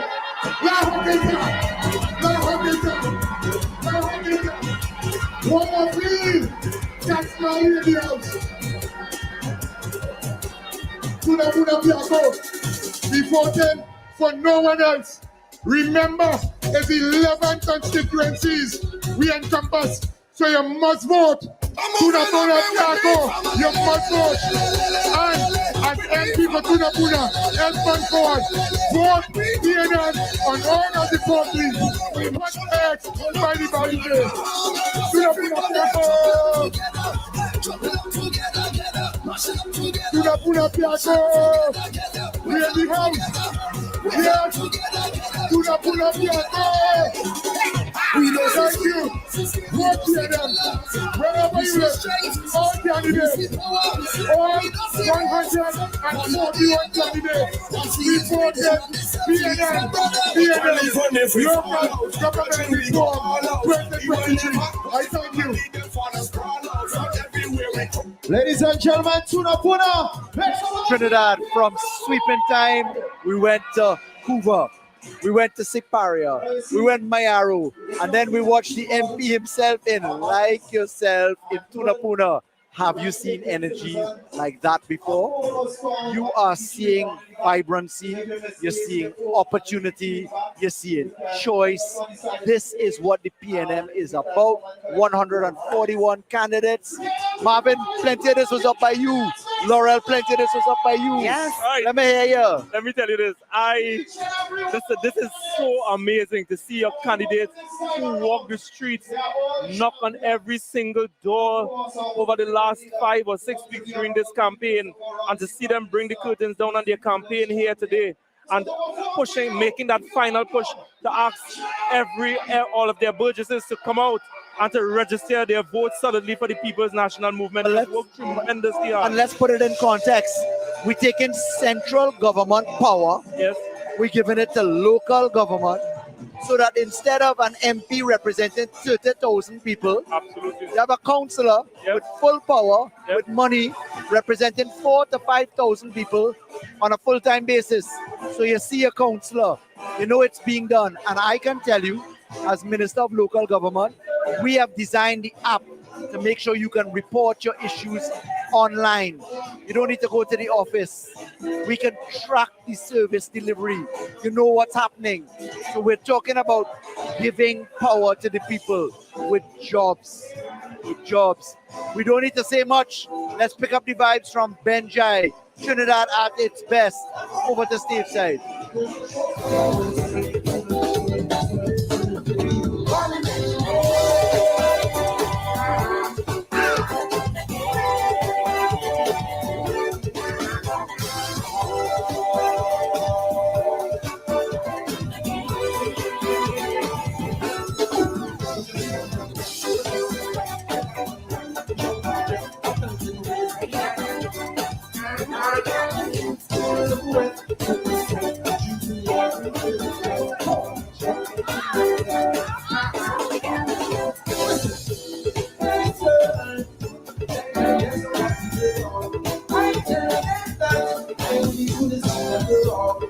Love my country, man. Want to love the country? Let me see a flag. Want to love Trinidad? Let me see it. Yo. But you ain't happy, you don't got to study. Who is that somebody to come and watch it up everyone? I'm singing and swati. I'm going to wash up the bed.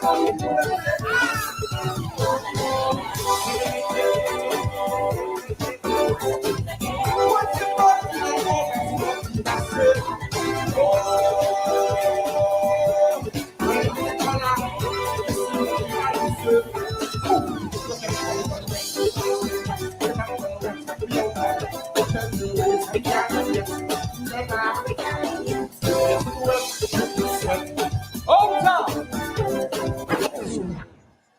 You know what? I can't leave this way now. As a phenomenal people, I want to raise the hand here. I want to see everybody who voted on this. I want to see everybody who dipped in the finger. I want to see everybody who represents. The red It's the blood of the people. Squeeze. Some of them, on August 14th, some of them, represent the constituency. You want to tell you? Some of them, voting will give you your powers. Yeah, make we jump up in 3 hours. Yeah, so God just give me the powers. Yeah, drink me from a shit. 20 hours, this is soca powers. It's a wonderful feeling to share with others, PNM brothers, PNM sisters. Today you're making your name. We party on no rain, we don't care what the people say. So much powers I can't explain. Until that golden day, gonna take me away. All the friends will say, you're phenomenal.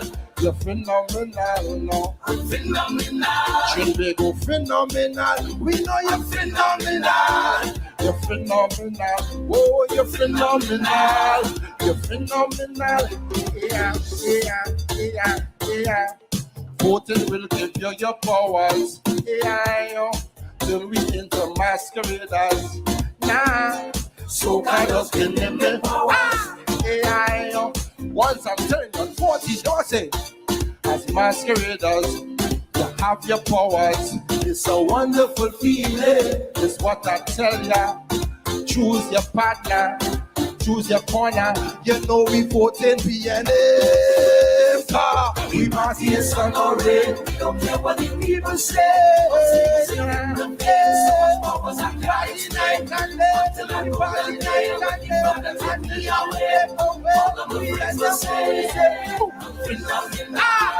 You're phenomenal. I'm phenomenal. You're phenomenal. PNM phenomenal. You're phenomenal. Oh, you're phenomenal. Oh. If you know you're voting, this is right here now. This is the silence right now. This is the calm before the storm. We all know what we're doing now. We don't just vote blindly. Now I'm telling you, on the 14th, go.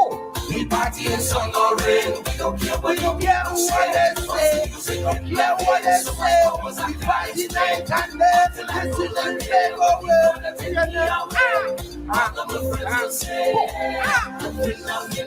Thank you. I'm phenomenal.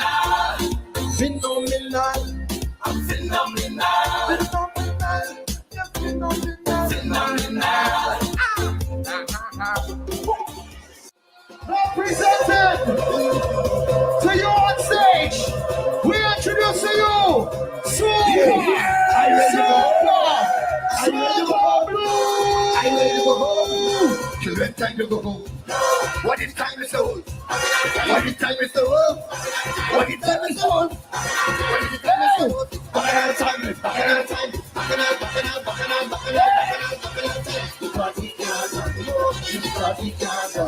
Children, come late, from what you can jump.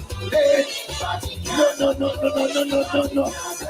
Tell them, start the mass, the local jump, the will come. Wait, the party can't done.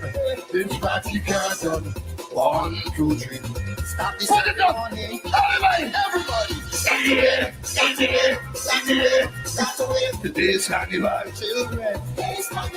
Everybody. Start the way. We are living. On the count of 4. Let me jump up. On the count of 4. Let me jump up. On the count of 4. Let me go. 1, 2, 3. Jump up. Back and back.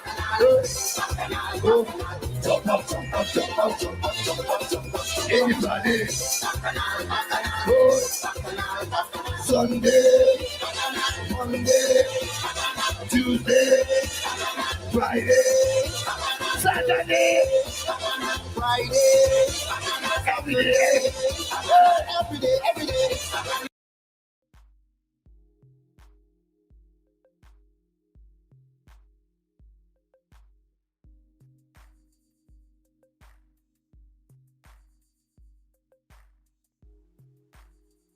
The following process has been going on in local government for 40 years. You have a problem, a local problem, a pothole, a drain to be cleaned, or overgrown public areas. You take it to your council. Your council takes it to the council, agrees to a solution. Council makes a request to the CEO to examine your solution. The CEO sends it to the corporation staff. Both of the staff and the CEO do not report to the council. The solution to a problem is then examined. Engineering reports, surveys, estimate of costs. This takes 3 to 6 months or longer. When your solution is quantified, it is returned for the council's approval.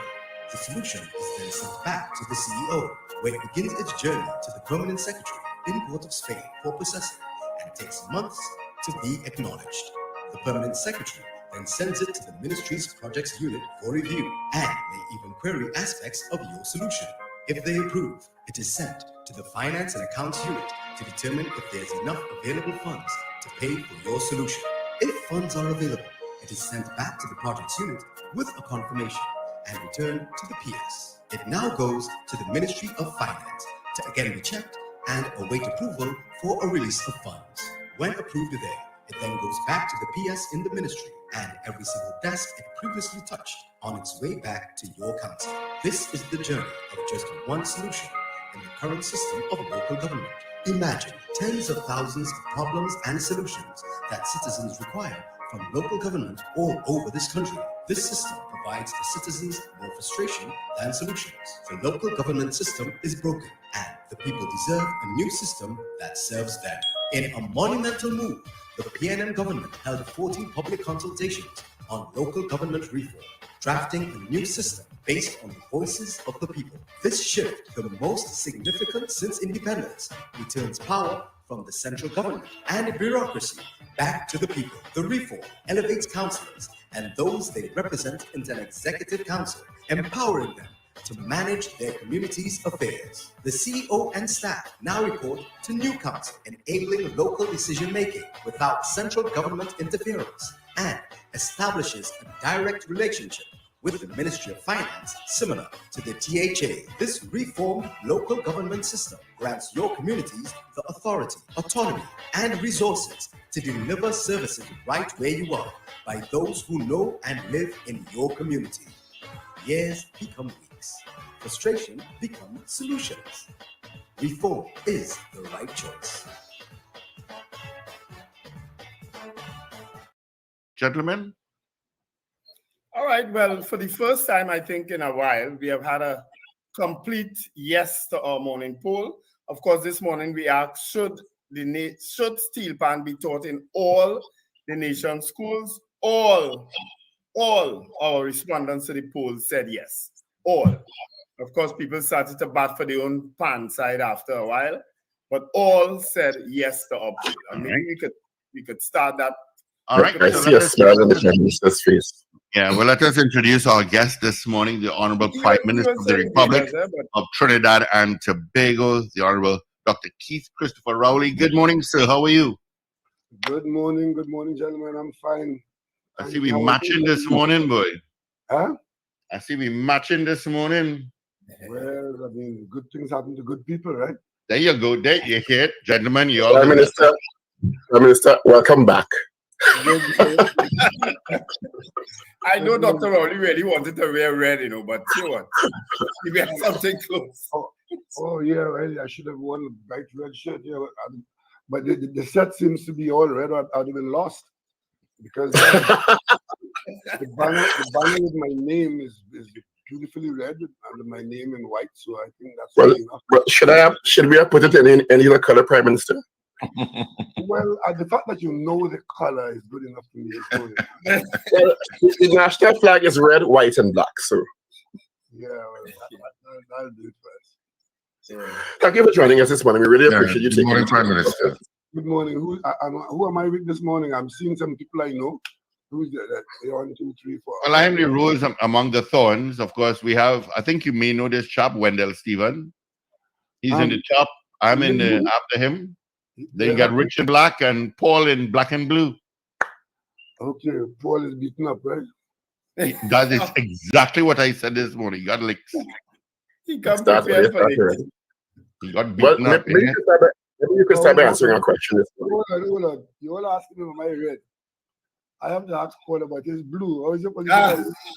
We asked him that this morning too. My political allegiance is independence. I warned him about that blue this morning, you know. We did. White may have flooded the screen too much. Would you care to answer our question this morning? It's World Steel Pan Day, UN designated. So we're very happy about that. We see Woodford Square beautifully prepared, and we expect lots of activities in Port of Spain. We know you're a pan aficionado. Our question this morning was, should the steel pan be taught in all the nation's schools? Quick answer. I would say yes, because I mean it's a musical instrument, and I mean one of the regrets I have in life is that I was never able to learn a musical instrument. And you know, if we're able to put it in all schools, I'm sure a lot of children would benefit, one, from the skill of learning to play music, and secondly, to play their national instrument. I would fully support that. But it's not cheap to do that. Eh? I mean, the pan is not like long ago you go and pick up an old pan somewhere and make it a pan set in a school costs a few dollars. And we did have a program going, and it was going pretty well. It was disrupted, and we're thinking about strengthening back again. So I would look forward to that.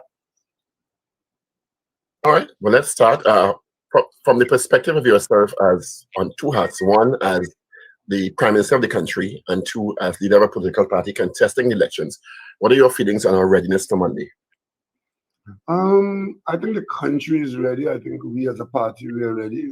It's been a pretty rugged campaign, but it's been very vigorous. I'm hoping that there is a decent level of participation. I'm comfortable that we are getting there. We should have a good outcome in terms of an exercise.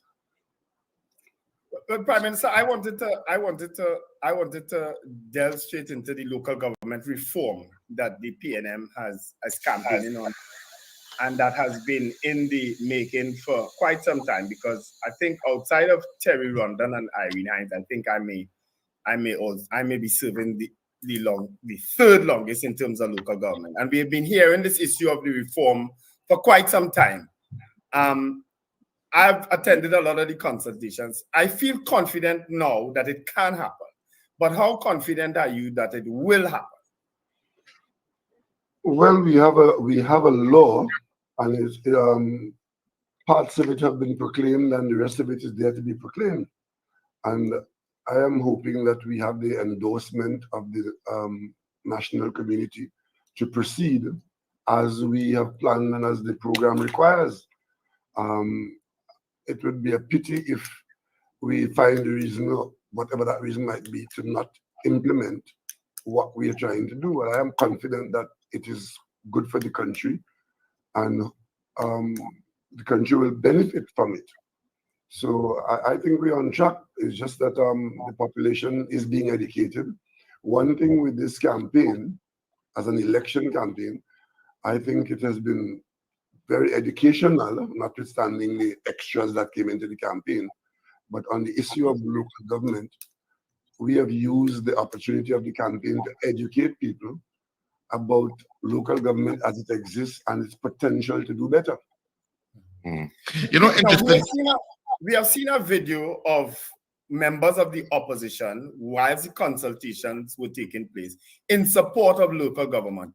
Are we satisfied? Because they are the corporations that are run by the opposition will also benefit from the local government reform. Are we satisfied then that we have done a sufficient enough job in explaining to them that, listen, your burgesses, your municipalities are also going to benefit? Well, I don't know that we're dealing with kindergarten children. What you're seeing there is politics.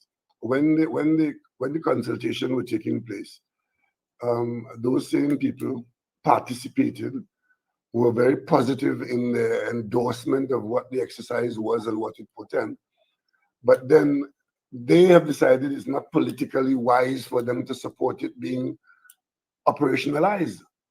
And what you see there is the leadership saying to them, don't do it, because basically if things are going well, they think the government will look good, and that is bad for their politics, but it's good for the country. Prime You Minister, know, Prime Minister, I'm just wondering because I saw the town hall meeting yesterday in Digger Martin, and and you brought up some interesting devolving of power from the main government to local government in terms of even to the point of schools maintenance and stuff you suggested could be the long view in terms of that devolving of power. And I thought that very interesting. And I wasn't sure if that was encoded in the law or if it's something that you will have to amend eventually, or if it will just be policy decisions in terms of that kind of devolving of power. It will be policy decisions, but if you have a framework, you can use it once you are willing to use it. What's on the ground would be a structure, a management structure with the resources to handle responsibility. Then it would be that the government decides that we are from central government managing school maintenance, all aspects of it, more or less. We can start by putting some of that out to local government once we are convinced that they can handle it, because there's no point in putting it out if there's nothing there to handle it, because you'll create a new problem. But local government being given that responsibility, we don't see anything that stands in the way of a properly functioning local government entity being prevented from taking that responsibility and running with it and doing a better job than what is happening now. Yeah. Two-part question, Prime Minister. One is regarding the local government reform as envisioned in the law. Richard indicated when they asked the question about the opposition not supporting it in principle, but when it becomes law, it's law. People would have to abide by the law. Hopefully, they'll abide by the law. One, is there a timeline envisioned for the proclamation of the other parts of the law to fully operationalize? As you said earlier on, it has to be done in phases, not to create chaos, because it's a new system envisioned to operate differently. Right, and that is precisely why we had asked for the extra year before this Privy Council intervention rushed it. We rushed it as a result of the Privy Council decision, because we anticipate exactly what you've said there. It's a transitional arrangement and a step-by-step arrangement. And to answer your question about a timeline, we were working against a certain timeline before the election came in August. And the timeline was getting it more or less in operation before the end of the year. So if the election was held a little later down, the implementation would have been almost immediate with the coming out of elections. But now we'll have to refashion that timeline, and there might be a little bit of a delay, but we're certainly on track to do it. So we can expect that is the end of the year as originally envisioned? Well, we will try. You see, the end of the year, we're going into the budget in September, October, right? We will have to cater, the Ministry of Finance now will have to cater, if we try for the end of the year, remember the fiscal year starts in October 1st, it might be a little difficult for us now to cater as we should for fiscal October to start it. But we certainly can look towards like January. Right? So we have some planning to do still and some execution and arrangements, because what we're finding, it takes a while for changes to be made in the public service.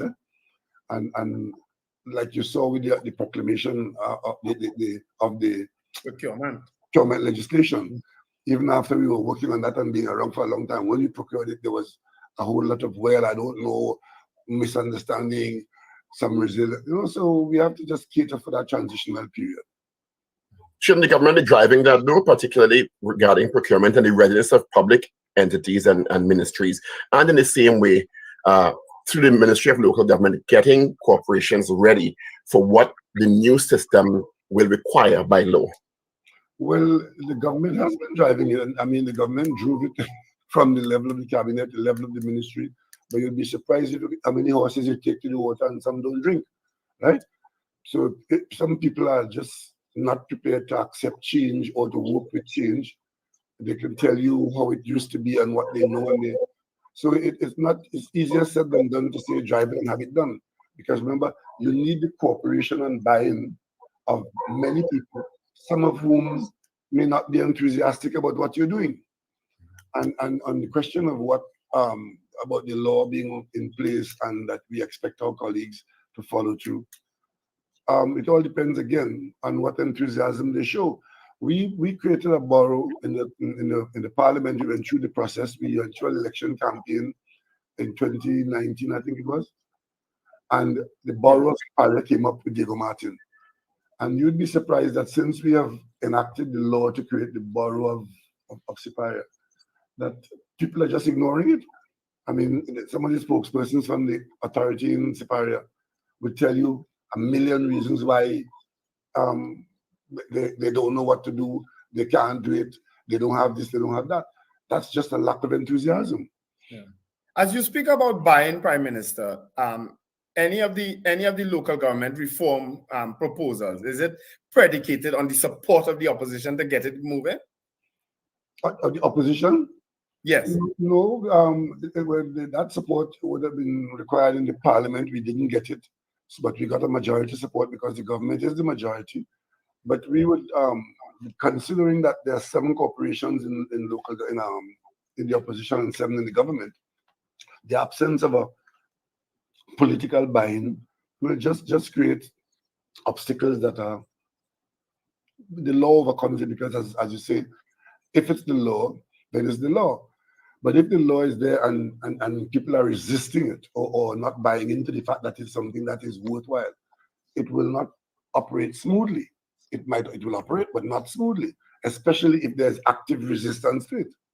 But what we're campaigning on is trying to actually hoping to prevent the resistance. We've got the political resistance, but from an operational standpoint, we hope that that resistance does not come. Yeah. So I have 2 questions. In terms of one, the Minister of Finance yesterday in Diego Martin raised the issue and did a very good job, I must admit, of explaining any confusion people would have had with regard to the rate of property tax and how it intersects with the LGE, local government reform. And I was wondering, this is just on the side, when people get whatever it is that they have to pay, coming from inland revenue, and they have to pay to their regional corporations or boroughs or city centers, is the Ministry of Digitization part of the infrastructure that people will be able to make these payments online rather than having long lines of people trying to pay this tax to their respective regional corporations? That's one question. We are aiming for a whole of government digitalization. That ministry works with every other ministry to put the tool of digital benefit. So I don't know how ready they are for the whole operation, but once you would have heard me mention last night and before the whole question of a database. Yeah. That entities, cities, boroughs, and so should have a database. Now, that is an indication that we are looking forward to going digital in the corporation. And the whole question of tax, it would make it so much easier.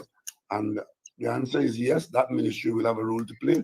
About how soon we'll do the changeover, because there's digitalization and digitization. So we have a ministry which has the responsibility for ensuring that as quickly as we are able to, we bring government activity into the digital era. Yeah. And the second question I have with regard to local government and national policy, the issue of climate change, and there would be certain national policies with regard to that. I'm not so sure what the intersect will be with regard to the local government reform and the issue of tackling climate change, the evidence of which you're seeing virtually every day around the planet, and how important that is as part of government policy. Well, government policy is to continue to be a marketer of hydrocarbon products, which on one hand is a climate change concern, but we are greening some of those projects, some of those products. We are working hard towards green hydrogen and greening our point leases operations and so on. So we are doing that. On the other hand, we are moving right now. We constructing 10% of our electrical power from solar in our first project that is taking place now in central Trinidad, and we are going to have more of that. So the next thing is that I think we're just about the point of completing the preparations to move forward with allowing the decisions to be made to have TNTech accept. There's a little bit of work to be done and legal work to be done for TNTech to accept surplus power from producers who go solar. And once that happens, then at every level, and local government can have a role to play in that, in encouraging people and to go solar at the household level. And once you can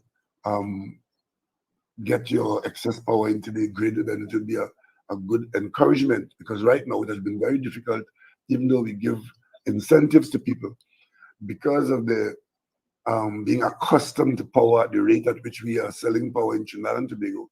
People have not been running to convert their supply from hydrocarbon to solar or wind. But we expect that more and more that will come.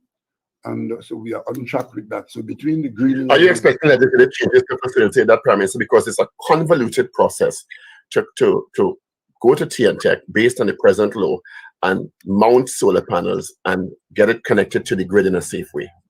Well, but it is the engineering, the technical possibilities of doing that exist.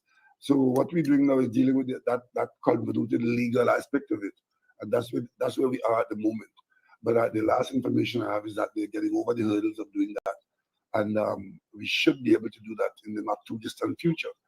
But that is something that you will have to do if you want to encourage widespread use of solar power.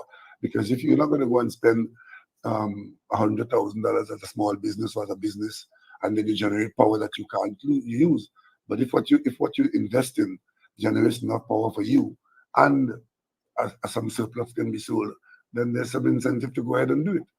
So we as a country are moving towards that, where more and more people will see the benefits of doing that, and the policies to encourage it. Prime Minister, I want to go back to the local government issue. And sorry, both of you were on at the same time. Sorry. Yeah. Go ahead, Mando. Yeah, I wanted to just stay under the rubric of public utilities, because as we are involved in this campaign, as we walk the ground, and in several of the chats, especially in Port of Spain and in San Juan Laventille, a lot of issues surrounding water and WASA is surfacing. And it's coming across sometimes as almost like if it's being deliberately done to affect certain areas. I'm sure that those complaints would have reached your ears. Well, we've been dealing with that, and in fact, there's one political entity whose campaign, deliberate campaign, is to disrupt the water supply, to create dissatisfaction in what they call PNM strongholds. They're trying to annoy people. So we actually have been dealing with it. We are aware of it. There is some interference with the water supply, especially in the area where it can be easily done, and you respond to it in one area and it springs up in another area. People who know the system have been interfering with it, and I hope after Monday they will see no benefit in doing that. Yeah. Okay. Well, Prime Minister, let's go back to the issue of local government campaign, and you indicated when we started our conversation this morning that there has been a fervent, more than usual energized campaign for local government to what we become expected. You yourself have had your conversation series ongoing, last evening, and some political platform standardized one. Why do you think this particular local government election has generated that kind of enthusiasm? One from the public and two from the political entities, including new entities that have joined the fray. Well, one, I think on the government side, we are a major political party with support across the country, and we actually got involved in putting the issue before the population, so there was a lot of effort in that. On the other hand, our political opponents, seeing us operating in a difficult situation, they see opportunities for themselves to win support away from the government, and they too have put their best foot forward. And then there are third and fourth and fifth parties who see the traditional parties engage in this political battle and believe that there is opportunity for themselves. So basically, a lot of incentive has been there for people to get involved, hoping to do well in the electoral process.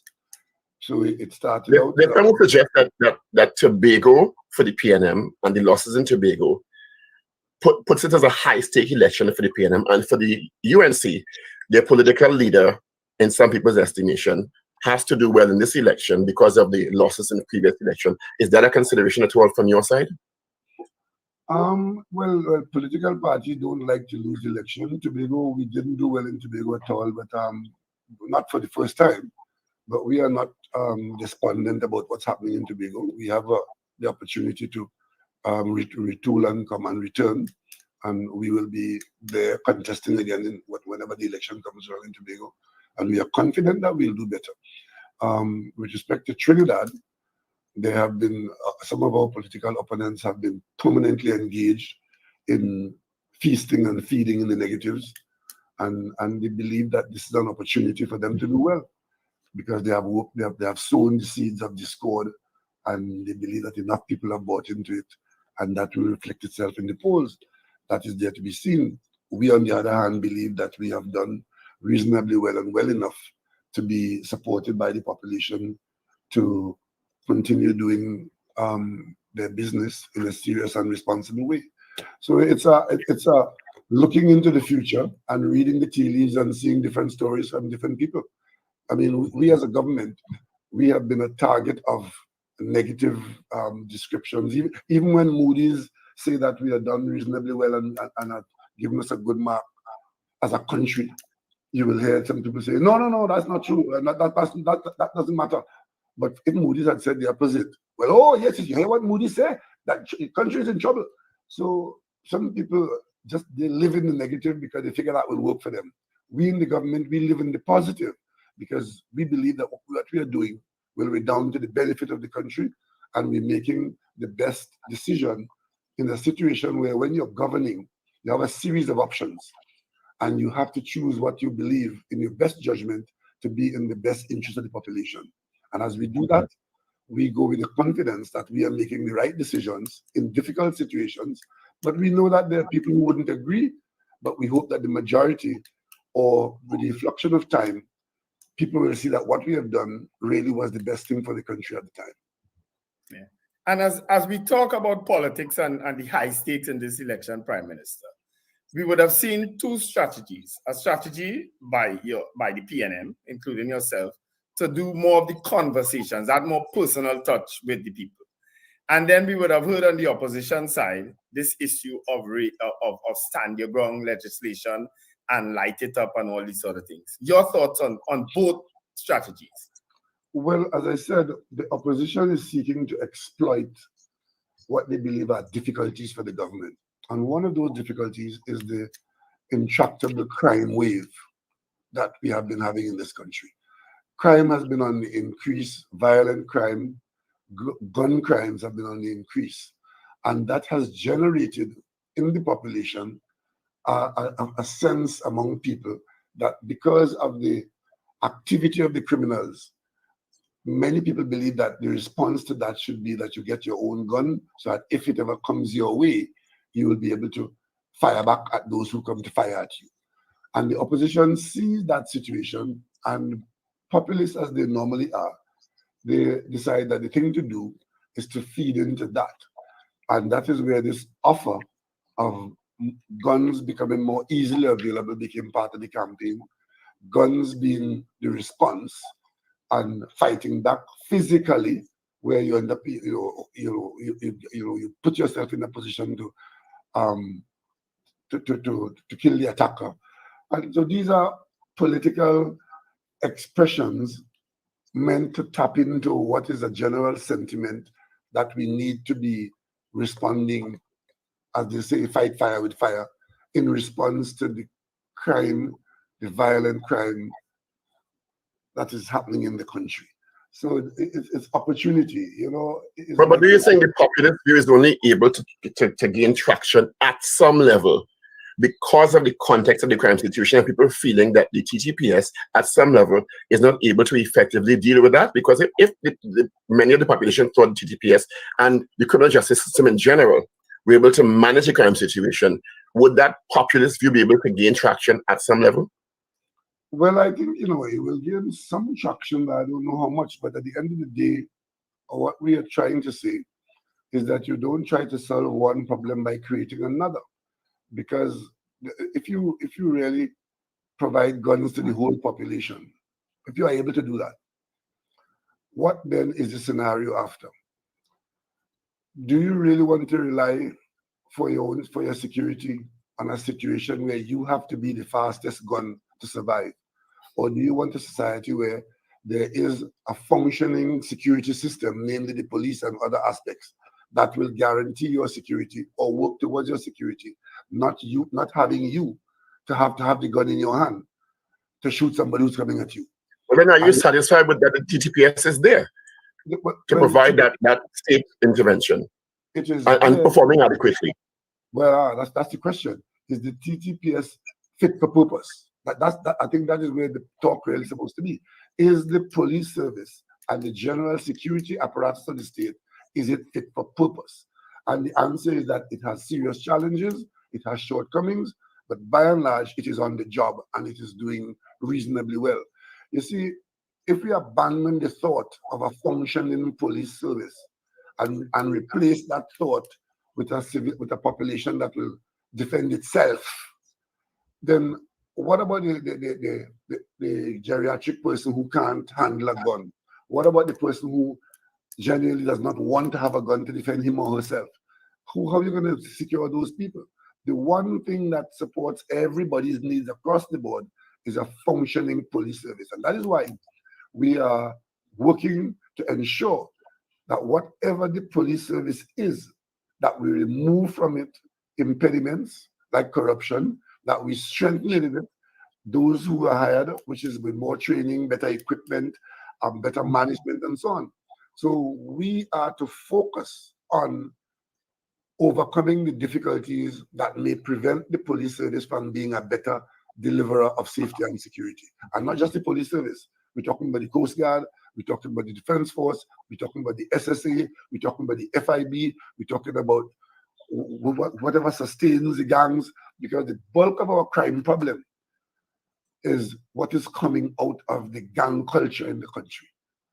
And one of the things that we found as we went along the way was that the gangs fell in love with the guns because they get their power from the barrel of a gun.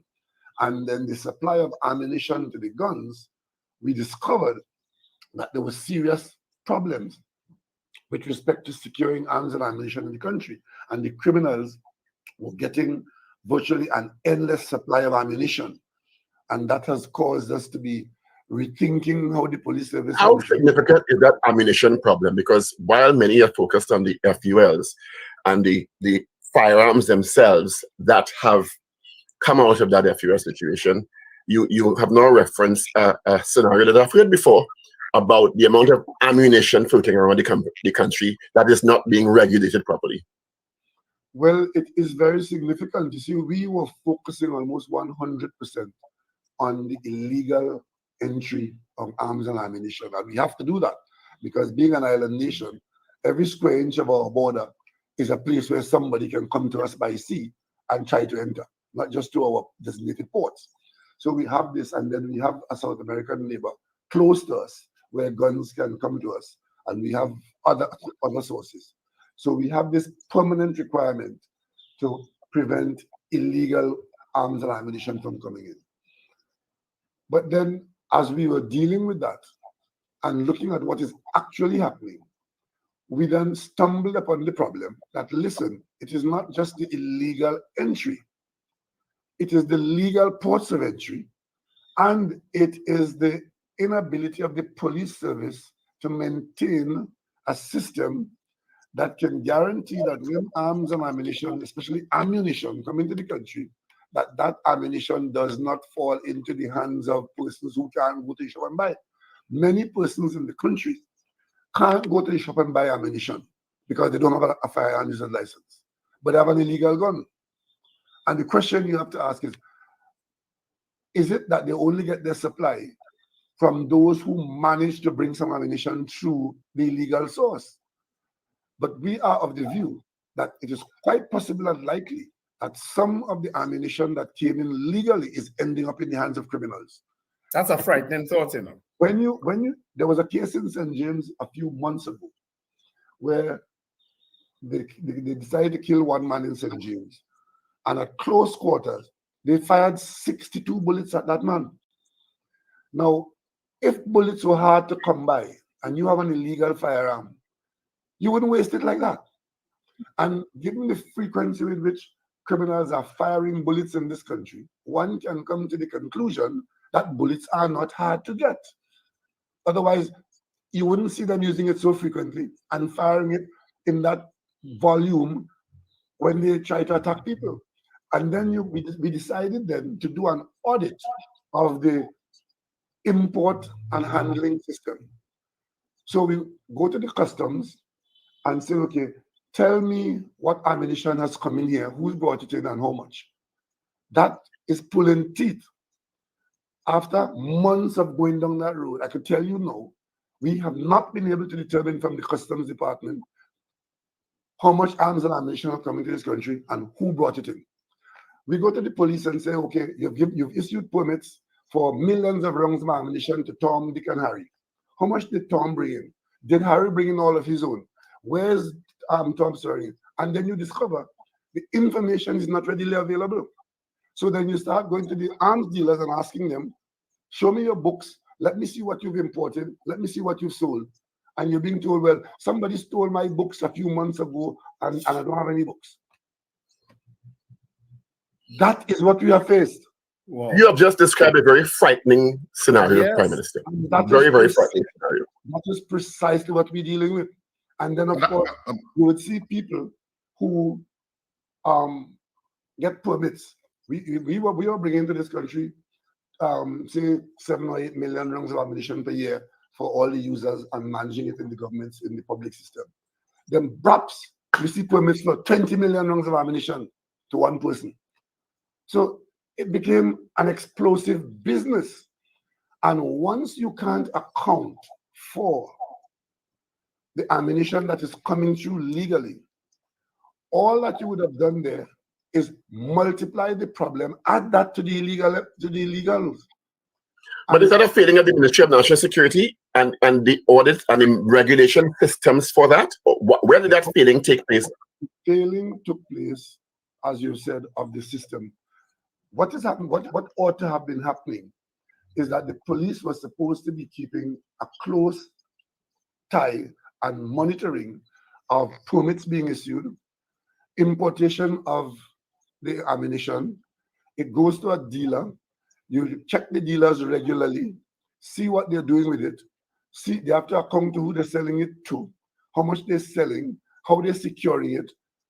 I mean, the police, what we discovered is that that monitoring system had virtually collapsed. Because to tell me that you could find a dealer who could tell you that he can't show you his books because he has none, because somebody steal them, should tell you how lax the system was. Absolutely. And who is going to buy, who did you sell it to? If you have no books, who did you sell it to?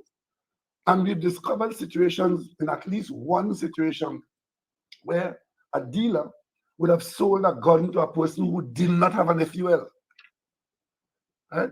And then you would have seen FULs going to people who are deportees, people who have criminal records.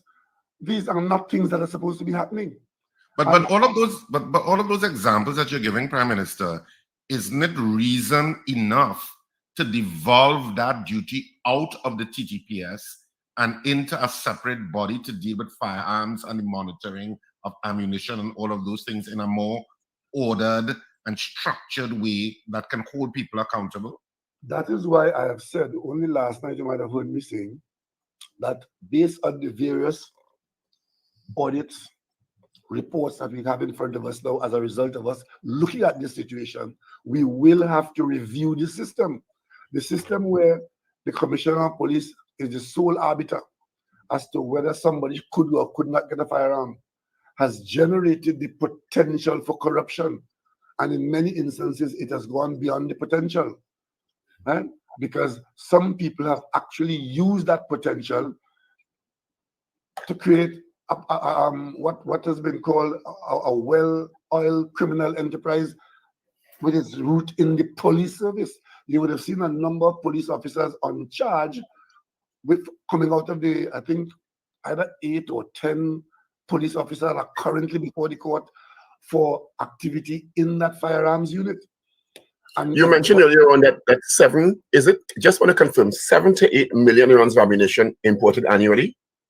It grew. I mean, I have the figure somewhere here. It was like 2 million, 3 million, and then it jumped to the last batch of permits is 58 million, that's all, or something like that. But the thing about it, there's a substantial increase in the attempt to buy or actual purchase of ammunition in the country and firearms. So can you disaggregate that in any way in terms of law enforcement, police, army, coast guard, and private use? I'm talking here purely about what's happening for civilians. I'm not talking about what is brought for the state. I'm talking about for civilian use, right? You're talking about, Prime Minister, millions of rounds of ammunition coming into the country annually for civilian use? Yes, and what is more troublesome to me, in some instances, large volumes are being imported by one, say a firearms dealer imports a large amount. Before, it was being imported in a way that you don't run out, but you never have a huge stock as an ammunition dump anywhere. Because the fear is this: if you have a dealer with a huge amount of ammunition on his or her compound, and the criminals attack that compound one night, it means that they can go away with a huge amount of ammunition. That is one of the potential, especially if the ammunition is not properly secured or if there's corruption in the commission of that crime. But you've said earlier, Prime Minister, that that's one scenario. You've indicated earlier on that there are dealers who cannot provide records to the authorities of the cadre of ammunition, and in some instances, I guess, arms they have. How is that tenable in this scenario? Well, there have been instances of that situation. From the reports I have seen that as an outcome of the investigation. I don't know if you have noticed that, I had indicated after one of those reports that I would have to take this to the parliament, because in the parliament there's a national security committee in the parliament, and the population needs to know what's going on here. And immediately, huge legal ramifications flow from that.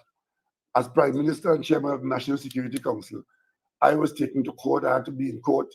A judge had to adjudicate on whether the report should be destroyed and whether the public could know about the report. I am currently injuncted from doing anything with the report until the police has completed their own work, right?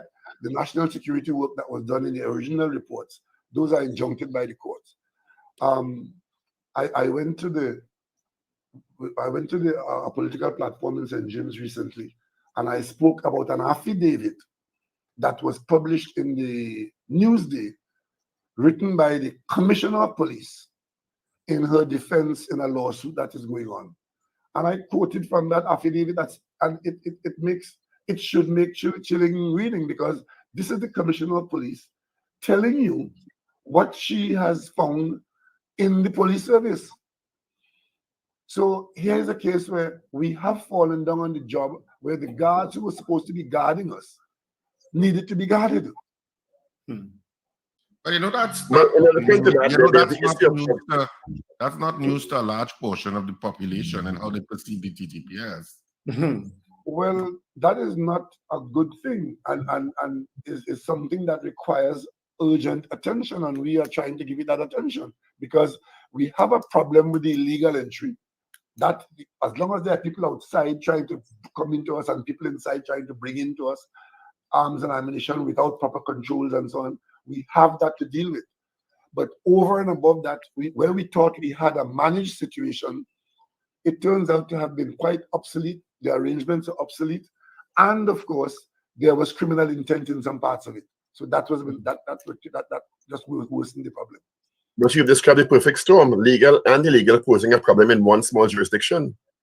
Well, maybe that's what it is, but it has to be handled, and we are handling it. How concerned are you as head of the National Security Council about consistent reports about police ammunition or national security ammunition, issued ammunition, also ending up in crime scenes? Well, that is a cause for concern, but then you have to try and figure out where it came from. And it requires a very detailed and persistent analysis as to the easiest thing that one can say, well, okay, somebody stole it from the defense force. But that might be too easy and too simple. It might not be the only route. Before we move off national security, I just want to get an update from you about if you had sight of a documented report on the Brent Thomas issue that occurred in Barbados through the Ministry of National Security. The police commissioner came before the GSC National Security weeks ago and indicated that she would have supplied a documented report given the gravity of that situation cross-jurisdictionally on the Brent Thomas issue. Have you had sight of a documented report on that? No, I've heard about it. I talked to the Minister of National Security about it all the time from the very beginning.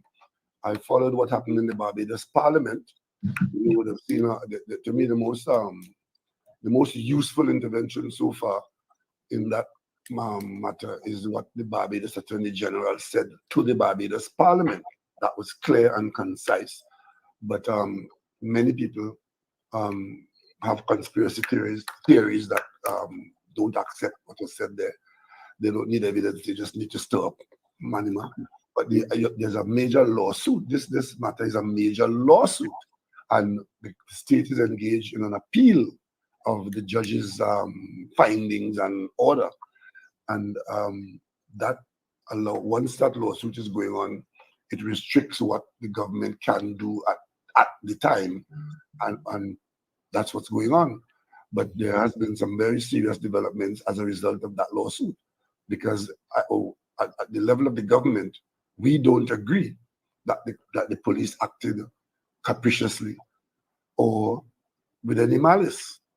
What the police was doing was seeking to get answers to questions by way of the warrants, and it was all done under the guidance of the DPP's office, and what they found was quite troublesome.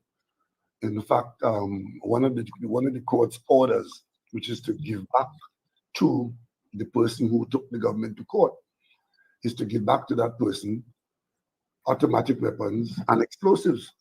And I mean, the government found this very alarming.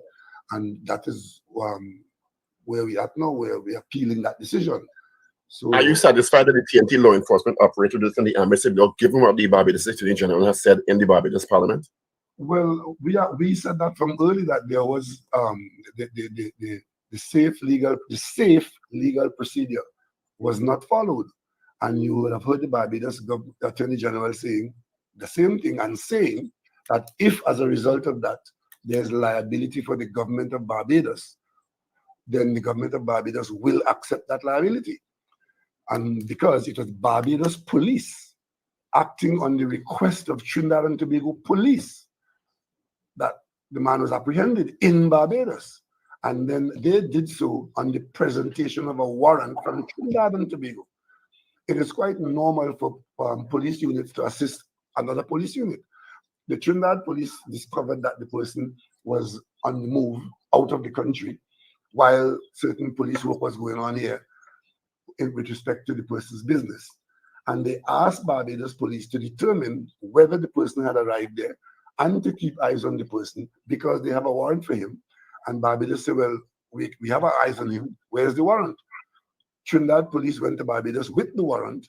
Barbados police apprehended the person, and the information that the police and the Barbados police has put to the country and their country is that the person agreed to return voluntarily once the warrant had been presented. However, that story changed in Trinidad, where it was said that the man was kidnapped and abducted and all his rights. So this has to be adjudicated upon by the court. It was by the court at one level, and it's now being appealed. So we have to go through the court process. Prime Minister, just jumping back a bit to the Can politics. you share how high the authorization for that came in Trinidad and Tobago? How high did the authorization for that come? Is it the Commissioner of Police? Is it DCP? For what? Would you share? Can you share that? What? For the operation to go to Barbados and detain the individual. From what I don't know that I've seen all the information, because I have to keep my distance from it. But from what I have seen, it was at a high level in the police service. I have not seen it at the highest level, but it was a senior police officer who was involved in the whole question of the operations here in Trinidad and the chasing of what they believe. Because it's cross-jurisdictional, would it have to have had authorization from the Commissioner of Police, given the ramifications of a cross-jurisdictional operation? I couldn't answer that. I don't know what the law requires in that. The lawyers will have that. The lawyers will determine that. But certainly, as a police operation, it is not uncommon for senior officers to pursue their quarry without going to the commissioner at the top. But if it's interjurisdictional, just to be safe, I think people would go as high up as they deem necessary. But I've seen it said that, it couldn't have gone on without the minister and without the prime minister, and all that is just so much hogwash. Because I first saw the first bit of information I saw about this particular matter was in the newspapers when the judge had ruled. Nowhere along the way where the police was getting its information, going to get the warrants, doing the searches at the man's premises. I was totally oblivious to that, and members of the cabinet, as far as I know. The first time I saw anything about this matter was what I read in the newspapers, and I realized we got a problem here. And then information started coming with it, and the government started responding to it by virtue of the Attorney General's office. And the Attorney General will keep me apprised of what is happening. Prime Minister, earlier on this week, we had done a poll based on a comment you had made concerning Jack Warner's re-entry into the politics. I think you might have done that poll 2 days ago, Paul, or yesterday, I think. In terms of him re-entering politics to maybe starve off the extradition that he may be facing. You care to comment on that? Well, I don't know. Jack Warner has never left politics, I don't know why you're all saying that Jack Warner entered politics. We entered politics. Jack Warner has, as far as I am concerned, has never left the political arena. When Jack Warner came out of the UNC, he created the ILP. The ILP contested elections. They were unsuccessful, both general and local. Jack Warner then formed a newspaper, something called The Sunshine. And he has relentlessly used that paper as a political weapon against the government, the PNM government. Because Jack's singular problem is that he does not intend to report to the courts in Miami or wherever else he's charged with the various charges that he has to face, all of them serious criminal charges. You would have seen from the US end what that difficulty is. And Jack's response to that is to find solace and comfort where it exists. And as far as he's concerned, the PNM government is cooperating through the law with the United States for his extradition. And he has reason to not be friendly or easy with the PNM government. Every Friday, Jack Warner ran a whole newspaper on me or the government or some other minister. So he never left the political arena. What has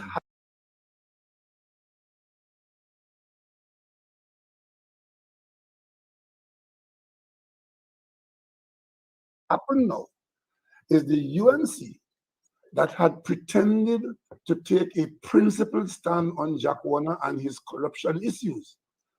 When you told him, go and clear your name if you want to function in the government or in the party. As far as we're aware, Jack has not cleared his name. As a matter of fact, worse things have happened since Jack Warner left the government, because there's a court where there was a court matter about the ownership of that so-called center of excellence, which I call the center of shame, CONCACAF has sued Jack Warner over misappropriation of money on that center of excellence. Jack did not put in a defense in the court, or whatever he did. The bottom line is, a ruling was made, and they have a claim against him for $75 million, claiming that center of excellence because it was corruptly handled and built. So that wasn't there in the beginning. That came out of court proceedings. And that is after and over and above the Simmons report, which had identified him. And all of these things were known to the UNC and are still known to the UNC. But they believe now, okay, we can pretend that that is not so and invite Jack Warner back onto our political platform. So that is the return to politics, as far as you all are seeing it. But Jack never left the political arena. And because as long as those charges are over his head, what they have just done there, it's obvious to me that to get him back on their platform, or wherever else they want him, a deal has been struck, which is very similar to the one with Ishan Steve, where if we get into government, we will not pursue your extradition. And the government can drag its feet, the Attorney General can do what happened under the UNC, which is to pretend that it was being done when it's not being done. You remember? We had got to the point in this country where the extradition proceedings for Ishan Steve had gone to the Privy Council. And the ruling was made and it was done. And they were supposed to be extradited because the process would have been ended after the complaints. And what happened? The Trinidad and Tobago government went to the court and told our local judge, don't allow the extradition to take place because we are about to lay charges imminently here. And the judge agreed and that didn't happen. And what happened? Jeez. What happened since then? Yep. It's now about 10 years or more. Nothing has happened. So what is happening is that people who have serious questions to answer, the new model, once you have the money, the new model is you get the court to be delayed or obstructed so you never have to answer it in court. And that's and how could a government get around that, especially a government that would have gotten the population to agree with them that we have an issue of corruption here and we need to vote us in and we could fix that, we could correct that. How do we get around those issues? Government has to get around it by fighting in the court. And when you're in the court, you're on the same level as the criminal in terms of the balance in the court. You know, the scales in court proceedings, once you get into the court, the scales are supposed to be level. No one side is supposed to be heavier than the other. So what is happening, what they have discovered, that once you have the resources to fund your presence in the court, whether it is through appeals or the best lawyers or all of that, you know, the best friend of the criminal these days is delay, obstruct. Right? That's what's happening. Prime Minister, on a separate note, and I know the interview is coming to a close shortly, are you satisfied that under your stewardship that the government has achieved what it wants to achieve in terms of results with regard to delivery of results? Because that's the benchmark that the electorate really judges you on. How much has my life changed? How much has my life improved? Well, I don't think we have achieved everything that we set about to do. There are some significant things that we have not achieved, but we have engaged them, but the results have not been the way. I mean, we've achieved a lot of what we set out to do in the field of energy, in the field of education, in the field of health, in the field of Tobago. We have achieved a lot of those things. But in the question of crime and associated matters, we have certainly not achieved that. And that is why the whole issue of crime has become the major political Achilles heel and point of attack for those who are threatening the government in terms of questioning the government's competence and ability. But people are to be reasonable. We expect that the average person is reasonable. They would understand that what we are doing is not something you can just flick a switch and it goes from dark to light. We have to engage people who are resisting. I just mentioned to you the question of what happens in the courts. But remember, the government has absolutely no influence in the court system. So when somebody gets charged, when the police apprehend somebody and identify them for a crime, and take the minute that person is apprehended by the police and goes into the judicial system, not only is the government without any function inside there on that particular matter, but the government is required to stay away from it. And that decision is made by others.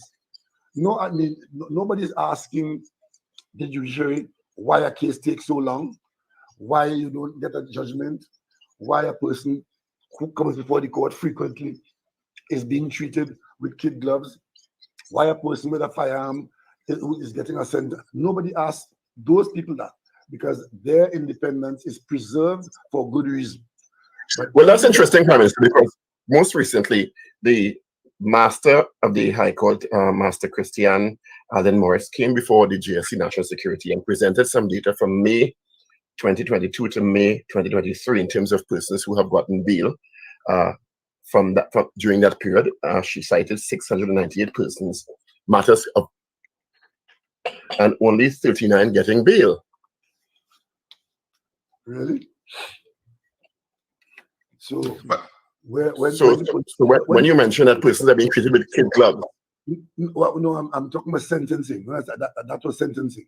We have seen sentencing that we thought the sentence could have been more severe to be a deterrent. But of course, we don't make that decision. That decision is made by somebody else who is adjudicating on a variety of matters and come to the conclusion that the sentence should be light. But the bottom line is the people who are committing the crime, right?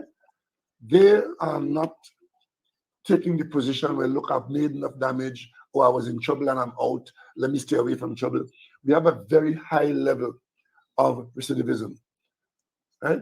People get into the system, they commit a crime, they're going through the system, and while they're going through the system, they have to get bail. They have cash bail where you have to get, we are now accepting cash for bail. Well, of course, either you or your friends in the gang will commit the crime to get the money to pay your lawyer, to pay the bail. So it's a complicated, ongoing enterprise. And at every stage, the government has some responsibility. So the government is permanently engaged, right? From trying to prevent the crime from happening, to ensuring that the criminal is found, that to providing the resources to the judiciary to make sure that they operate in a timely manner in dispensing that justice. Then you have to secure the persons who are convicted, and then you get to the prison story. And so it's a complete circle in which the government is engaged. And if there's weakness at any point in that circle, then things can break down.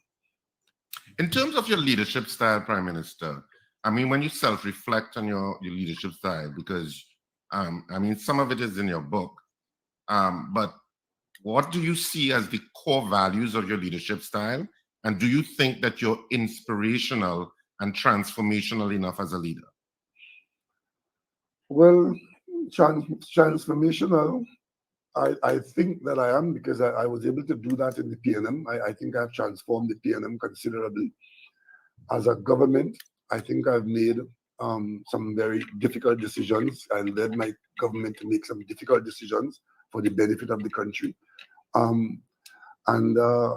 In terms of inspirational, well, I don't know who I inspire, but I think by keeping my team together and keeping the country whole, I think that is something that I can take comfort in.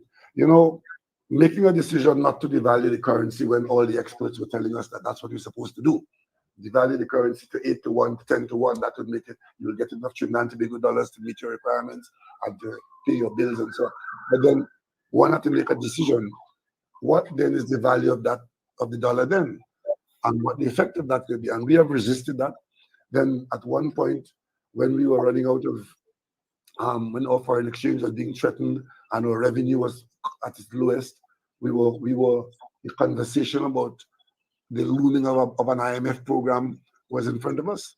And we took the decision that whatever the situation, we are going to ensure that we do not have to resort to an IMF program.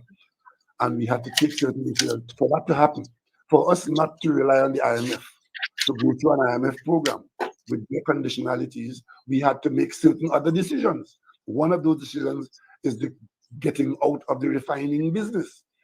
The refining business, which was Petrotrin's oil refining business. We had to take that very difficult decision of shutting that refinery down to create a new situation with Heritage where we stay in the oil business and use the oil business to pay the debt. One of those debts was $850 million that was due in August 2018. And had we not been able to deal with that debt, it would have been a horse of a different color today, because we might have had to devalue the currency. We would have been significantly downgraded. That means the cost of our borrowing would have increased. Then, if we had defaulted on any one of those loans, then there's a cross-default mechanism where all the other loans will become due. So there was one time when the Minister of Finance was up to his eyeball in trying to find money to pay public servants at the end of the month from borrowing. And one of those lenders, the loan came due, was $200 million. And that loan came due. And they wanted it, and they had to get it within 14 days. If we did not pay that loan within 14 days, that would have been a default. And you know what would happen then? Other loans would have cascaded into default. So we had to do what we had to do to make sure that that $200 million was available in 14 days to pay those bondholders. Speaking of the energy sector, there have been the reports about the shutdowns of the number of plants. There's the issue of the refinery that went up for sale. OWTU bid, but the government did not accept the offers. Can you give an update on the refinery sale issue, and two, your thoughts on the issue of our how efficient our energy sector is? We've received some windfalls because of the Russia-Ukraine situation, the price of energy going higher than normal. Winter is coming in the temperate countries, and the prices are expected to, the demand is expected to go up, which means we may also benefit from that. Where do you see our prospects in the next year to two in the energy sector, based on our challenges with production of gas from where we were 5-10 years ago, and this still being our main breadbasket moving forward? Trinidad and Tobago, as a producer of hydrocarbons, oil and gas, especially gas, we are relatively efficient. We work on world standards in the gas sector and the petrochemical sector. There's no question of efficiency there.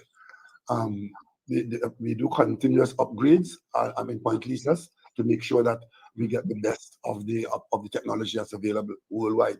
These are world-scale businesses. It is not only a question of efficiency we're looking at here. It's a question of supply. Our gas fields are among the most heavily used in the world because we were early in the use of gas in producing LNG. So our pools of gas in our gas fields have been considerably reduced. So we have gone down from being a user at Point Lisas of 4.1 billion cubic feet per day to 2.8, sometimes 2.6. The recent disruption that you saw there, the plant shutting down, again, those were safety operational issues where something happened on in one company at the wellhead, and these things, the safety margins are extremely tight. You don't take chances. So they had to shut the operation down to rectify the problem, and they've since come back on track. So these are difficulties that go par for the course in the operations. But the real problem that we have is that our production of gas is on the low side. And this is not anything surprising because it is a wasting resource. The more you take out, is the less you have left. You may remember when England was a major producer of oil in the North Sea. The North Sea fields were one of the world's leading producers, and it moved the English from being the sick man of Europe to being a major player in the EU. The British government used the North Sea oil and gas to reset the country.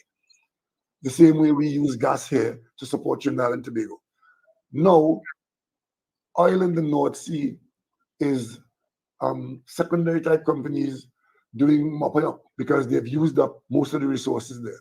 So even though they're still producing oil in the North Sea and there's still operations going on there, it is not on the same scale with the same prospects for the future as it was 20 years ago or 15 years ago. So what we have been doing is trying to find new fields or to get more out of the existing fields. And that's what we've been doing. And new fields within our own border or looking at fields outside of our border. Because the long-term future of staying in the gas business in the way that we've known it will require a significant amount of gas which we do not now have in our border. And we keep exploring. We found some gas in our border recently, but again, not on the scale to change and bring us back to where we were when we were at peak. Because remember, you have to replace, to stay in the business, for every molecule you use today, you have to replace it if you are going to stay in the business next month and next year. So there's a replacement issue to stay at the level that you're at. And if you want to go to a higher level, you have to replace it with a higher volume of gas, which is not now easily available to us. Was the government able to have conversations about with Anthony Blinken about the horizon for the Dragon gas field initiative, given the limitations that were initiated before? There's nothing that we have not raised with the United States on that matter. So in the end, we were able to persuade them to give us a carve out from the sanctions. But when that came, it came with an umbilical cord of it had an attachment to it, which the Venezuelans aren't happy with. But we did manage to convince the Americans to relieve us of the sanctions, the blanket sanctions that were affecting us as it was in the beginning. So while we have what you call an OFAC license, and we could go from the American standpoint and the sanction standpoint, we could go and operate the field. But from the Venezuelan standpoint, we have to get a license from Venezuela. That license has not yet been forthcoming because the Venezuelans don't like that final term that the Americans have put on the carve out. While we're still on energy economy, which of course is what we're talking about here, and I know the government constantly indicates that, how urgent is it from your perspective as the Prime Minister to give more and more energy and drive to transforming the diversification of Trinidad and Tobago into other sectors? I know some of it is happening, but how much of it are you satisfied it's happening quickly enough and with enough energy? Well, there is a lot of energy in it, but the fact that it has not happened yet, I think one can say it's not happening quickly enough. But we are making some major strides. As a matter of fact, we're just about to complete a manufacturing park at a cost of $500 million, and that park will have in it production which the country does not now have in oil and gas, but is manufacturing products for sale in the region and in the outside world, made in Trinidad and Tobago. And that investment is the kind of investment that we need to make to do business other than oil and gas business. So we are doing that. And on the agricultural side, we've got a Ministry of Youth Development, which is focusing very heavily on encouraging young people to enter training programs and production systems to use modern technology to become producers of food. What that will do, it will reduce our reliance on imported food, save foreign exchange, create employment for and entrepreneurial opportunities for young people, and that is a good way going forward. So when we are doing fairly well in our non-oil sector, and the private sector has been coming to the party on that with full government support. So we just have to stay the course. And what about the issues of the digital economy, which I know the Minister of Finance raises from time to time, and the issue of how that intersects with our education and curriculum, because you have many countries who have started coding in primary schools, and for several years now, Trinidad and Tobago seems to still be vacillating on the issue. At least that's my perspective. Maybe you could correct me if I'm wrong, but those kinds of issues to take advantage of how do we grow the economy from the digital, from a digital side in terms of coding and apps and software and the creation of that whole sector? Well, the government is doing and encouraging some of that. If you know, we spent the Ministry of Digital Transformation and Education. We have a lot of systems going. We're providing Wi-Fi across the country. We are moving our systems from paper. And it was this cabinet that I lead here is the first cabinet that has gone paperless. We in the school system, I can tell you, while we were locked down for COVID, one of the things I did for my constituents, I raised enough money to put build a computer lab equipment in all my primary schools. I got 120 of the best computers and put a dozen of them in each school. And so in our primary schools, children have good equipment to be introduced to. And of course, with in terms of cell phone saturation and cell phone usage, Trinidad and Tobago is right up there with the rest of the world. And so we are gradually or faster getting into digital. What we're aiming to do, and one of the big areas we should be aiming to go, is the paperless transaction, cashless transactions. That is the one area I think we're moving too slowly on. But hopefully we can accelerate that with the work that is going on in some in the private sector and some in the government sector. So if when we get to an era of cashless society, a whole lot of changes will become very obvious. But we are people who have been very reluctant to make change. I mean, I myself, I am very, maybe it's because I don't understand the system as a programmer, but I have a difficulty in turning over my bank account to my phone and to two clicks. Okay, you can laugh at me, right? But I'm you're old school. You're old school. That's all right. No, I am not laughing. I'm just for the admission of it. Scotiabank was giving lessons to seniors. I'm old school with music. I like to know where my money is. I understand dollar bills because you notice. I mean, I was very out front there when we did the currency change over to the new polymer $100 bill. I was right on track with that. But I'm learning all the time. But I'm a great supporter of the digital transformation. And that's why I sought and found Dr. Bacchus, encouraged him to come into the government and to take responsibility. Because and look at you this morning. You're doing an interview online, so we're proud of you.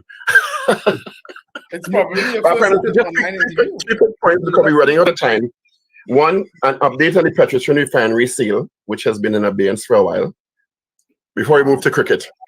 We have had lots of people come and sniff around that, but we have never had a serious proposal that we could say take to the end. In terms of, you keep talking about patriotic. These people have never made a serious proposal to the government. We gave them carte blanche up front with assistance. The proposal they put to us was a proposal that says, look, you give us bonds, right? You the seller, you the owner of the refinery, you give us bonds, tradable bonds, and we will use those bonds to fund our involvement in the refinery. We say we can't do that. Because if we give you tradable bonds, and that's equivalent to giving you cash, because you will then go just trade the bonds, get cash, and you go your way, and say, well, I can't manage this. So that was the proposal that we got. Asking the government to provide them with bonds that are tradable. Right? No government could agree to that. Because once the bonds that you intend to get from the government, even if you could then trade those bonds, what is to prevent you from trading them and saying, look, I've converted the cash, I have the cash, it's mine that you've given to me, but I don't think I want to spend it on that refinery. So we've got foreigners who came and made proposals, and then when you examine the proposals, you discover that they're not really of any substance. And it usually flounders on the question of where's the money to back up what you're saying? Where's the financing? And where's the oil supply? And then you realize that they too want something that you can't give. So that is what that has been. We have not. So the government is wary of being left with a liability in the end of those arrangements. No. It is not a liability. And I want to make this very clear. It is not a liability. The government was involved in the oil refining business, and to do that, the government had to have a refinery. The government came out of the refining business, and that is the only reason why there is a refinery there now which is not being used. It was not the government's intention to having come out to find a way back into it as a government. We said if there's anybody with oil who want to use it, then it's available, but the government has come out of that business. So the refinery is not something that the government is saying, when do we get back into it as a government? Because the main reason why we came out of it is because we had to import oil to refine there. And that importation of oil to refine that refinery was a huge money loser. Right? And we could not afford to be losing money on that scale in this kind of over season. Right? Maybe earlier on when we had other revenue strengths, we could have supported the petrol trade. Right now, even though I talk to you now, it is very, very regular where requirements come to the Minister of Finance to service 50 million US, 30 million US from petrol trading, because this is money that was incurred to buy oil mainly. And it was always a situation where if the company could not pay for the oil, the government will pay for it. So we had to get to that business. And the fact that the refinery is there not being utilized is not a requirement for the government to go and try to start it back. Campaign, we have an election due on Monday and one scheduled for 2025. Is campaign finance law on the government's legislative agenda in the next year and a half, 2 years? It's in the parliament. We have done some work on that. And we are anticipating that we could do that. We'll try to do that. We have another 24 months to get some things done. And that could be one of them. Because, is it a priority for the government? It has been. That's why we have done the work that we've done so far. And where it will fall on the legislative program, I couldn't tell you today. But we're looking towards that. Yeah. Campaign finance, whistleblower legislation, and so on. Those are things that we hope we can get done. West Indies cricket. West Indies cricket. You've been very strong about championing a reversal of fortunes in West Indies cricket, because I may not be a cricket fan myself, but certainly pride it brings me as a West Indies, a Caribbean person. I can't discount that. You know, it's a unifying force. It's done us wonders over the last couple of decades. But it's not where it was decades ago. What is the plan for this committee that's been put in place by CARICOM in terms of reversing it? Is there a structure in place, or is it the embryonic stages of discussions? Well, I have just taken it over the chairmanship from Prime Minister Gonzalez, and he took it over from Prime Minister Mitchell. What I am hoping to be able to do during this period when I'm chairing is to use that label to pull together initially a number of people who are what I consider to be stakeholders, and the objective is to see whether we can, both the cricket, West Indies cricket, the public sector, which is the governments of the region, and the private sector, to buy into a plan that we can devise. And that plan is not to win the next match or to win the next series. That plan is to rejuvenate cricket in the region, starting with school cricket, club cricket, and then the management of the professional output from that. Where we have fallen down, you know, because I was in Australia a couple of years ago, 2 years ago, and I spent some time with Cricket Australia trying to understand how they had lifted themselves out from the situation that they were in, which was very much like what we are in now, which is a decline in cricket, and they were not producing world-beating teams or teams that could defend themselves on the cricket field. That was the Allan Border period. And Cricket Australia explained to me that what they did, they separated cricket into two prongs. There was a management of the cricket itself, and there was a management of the cricket business. And that is what Cricket Australia is. And I've been looking at that in the West Indies, and I think that there is something to be learned there. And as I talk to people like Andy Roberts and Dave Richards, Michael Holding, people like that, it is clear that there's a frustration among all of them that we are not doing as good as we could because there are solutions available. But the cricket world has changed. And whatever solution you come up with, it has to take into account that this is an environment that is different to the environment in which we were the world beater. And it changed in very many ways. The money that is going after certain aspects of the game makes it very difficult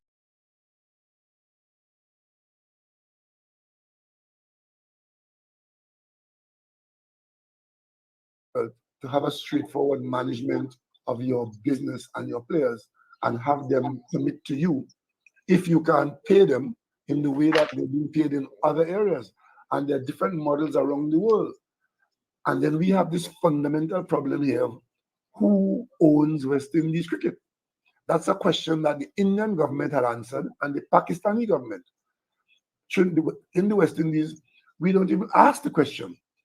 And we're stumbling from one difficulty to another. And if there's a third division in cricket, in world cricket, we're going to get down there very quickly. Because right now we're struggling to beat Oman. Right? So we have to get our act together very quickly.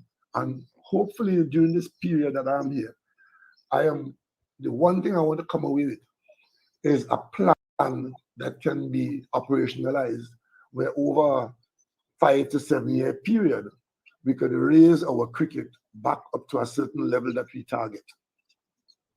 Well, we can then good news with sport. Our youth Commonwealth Game participants have done us very proudly. I think 4 gold medals, 3 silver and 3 bronze on last count. And the ceremony closes today.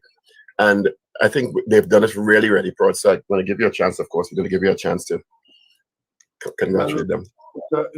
Again, this is one of the things that we should be proud of. To host a multi-sport event like this with, I think, 79 countries, Commonwealth countries, was a major undertaking. And when we agreed to do it, we were in a very difficult period, but we thought that we must challenge ourselves. And I think the Ministry of Sport and Sport TT and UDCOT came to the party and our young people. Unfortunately, I don't think that enough people in the country rallied around them to make use of the opportunity to. I myself, I wanted to be there. Only yesterday, I wanted to go to the relays. I couldn't get away to go to see the relays yesterday afternoon because I had other engagements that I had to deal with. But it was a good learning experience, and I hope we can do it again sometime. And our youngsters have made us proud, from the march past to the competition. So we do have the talent, and not that we didn't know that before. We have been producing world-class talent way back in the 40s, the 50s, the 60s, the 70s. So we need to stay with that. That's one area that we must not let our heads go down on, and we must allocate the resources to ensure that the talent is brought and nurtured and supported to occasions like that. So we do some facilities. We've invested in certain facilities in the country, and what these junior games have done is to show that we have the ability to handle bigger and better events. Yeah. Prime Minister, just a couple of things before we close off. I suspect that the party has been doing polling and so on. What is the prognosis for the results on Monday, August 14th? We expect to win. Okay. Win more seats or keep the seats in the areas you have, the corporations you have. Win more corporations or keep the corporations you have. What define win for us? We expect to win. And by win I mean we expect to be satisfied with our efforts. And I trust that you will I trust that you all will go out and vote. I don't expect any other answer from you, Prime Minister. And vote wisely. Vote for the PNM. But let me tell you something, Prime Minister, something publicly that I haven't been able to tell you privately. in that when I served, after 11 years, when I lost in 2010, for all intents and purposes, my politics had done. It was finished. And you, between yourself, Martin Joseph, and Marlene McDonald, you encouraged me to recontest in 2013, right?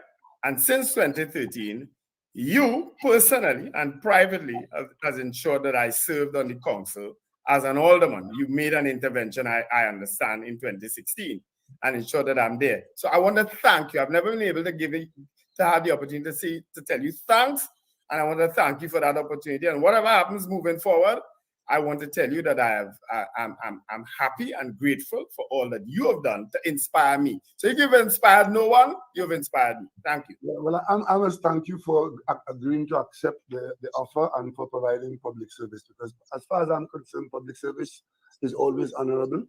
And when people agree to serve in the public domain, I am quite respectful and happy about that. So thank you very much. Well, he was very good on a desk just north of Woodford Square. I'm sorry, I didn't hear that. He'll be very good on a desk north of Woodford Square. Who? Prime Minister, I hope to hear. I hope to hear invaders, but you know, performance later. North of Woodford Square is the Hall of Justice. What offense has he committed now? Well, just east of we're that. giving all our guests the final minute to pitch to their constituents, so we want to do the same for you. Let me just ask one question before you go, Prime Minister, and for your last minute.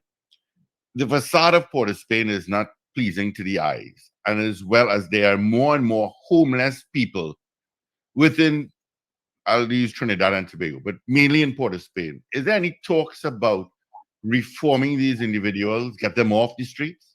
We got a long way past thoughts. Let me just tell you what's happening. Many years ago, when I was housing minister, you entered Port of Spain after the flyover there, and there was on both sides of the road, there was the old Foundry site, and there was the old motor car place on the right-hand side. The Ministry of Housing bought those properties. Later on, when the UNC came in, they dig two hole, supposedly as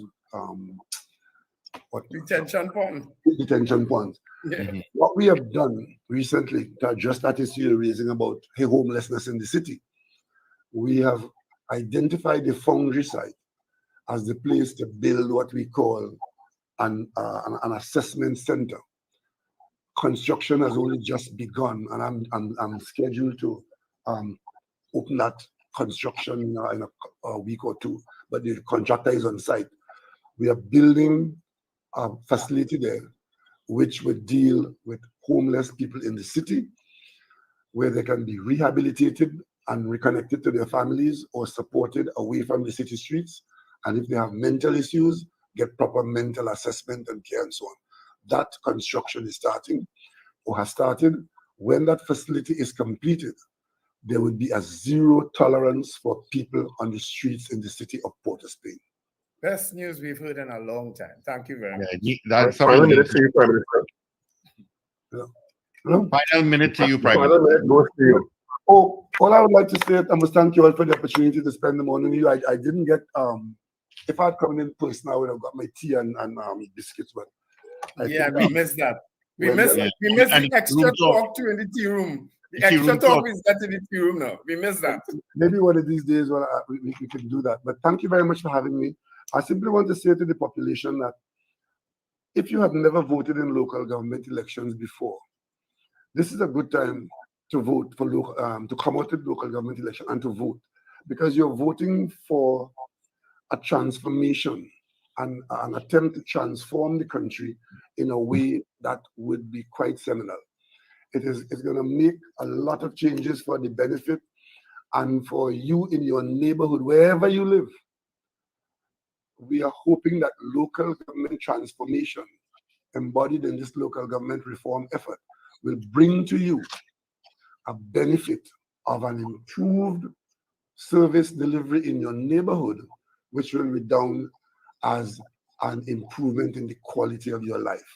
Local government is important because that is where government is at your doorstep, on your street, in your drain. And we are talking about doing much more than that. Handling your local schools, encouraging programs, keeping young people engaged in activities, cultural and otherwise, local government becomes like a management level that sees your needs and try to address them. So come out and vote in support of local government reform. And if you're going to do that, then you got to vote PNM. All right. X by the valley. Everyone for being with us this morning. We appreciate you, and please don't be a stranger. Thank you very much. I look forward to sitting down with you all again sometime soon, in-house.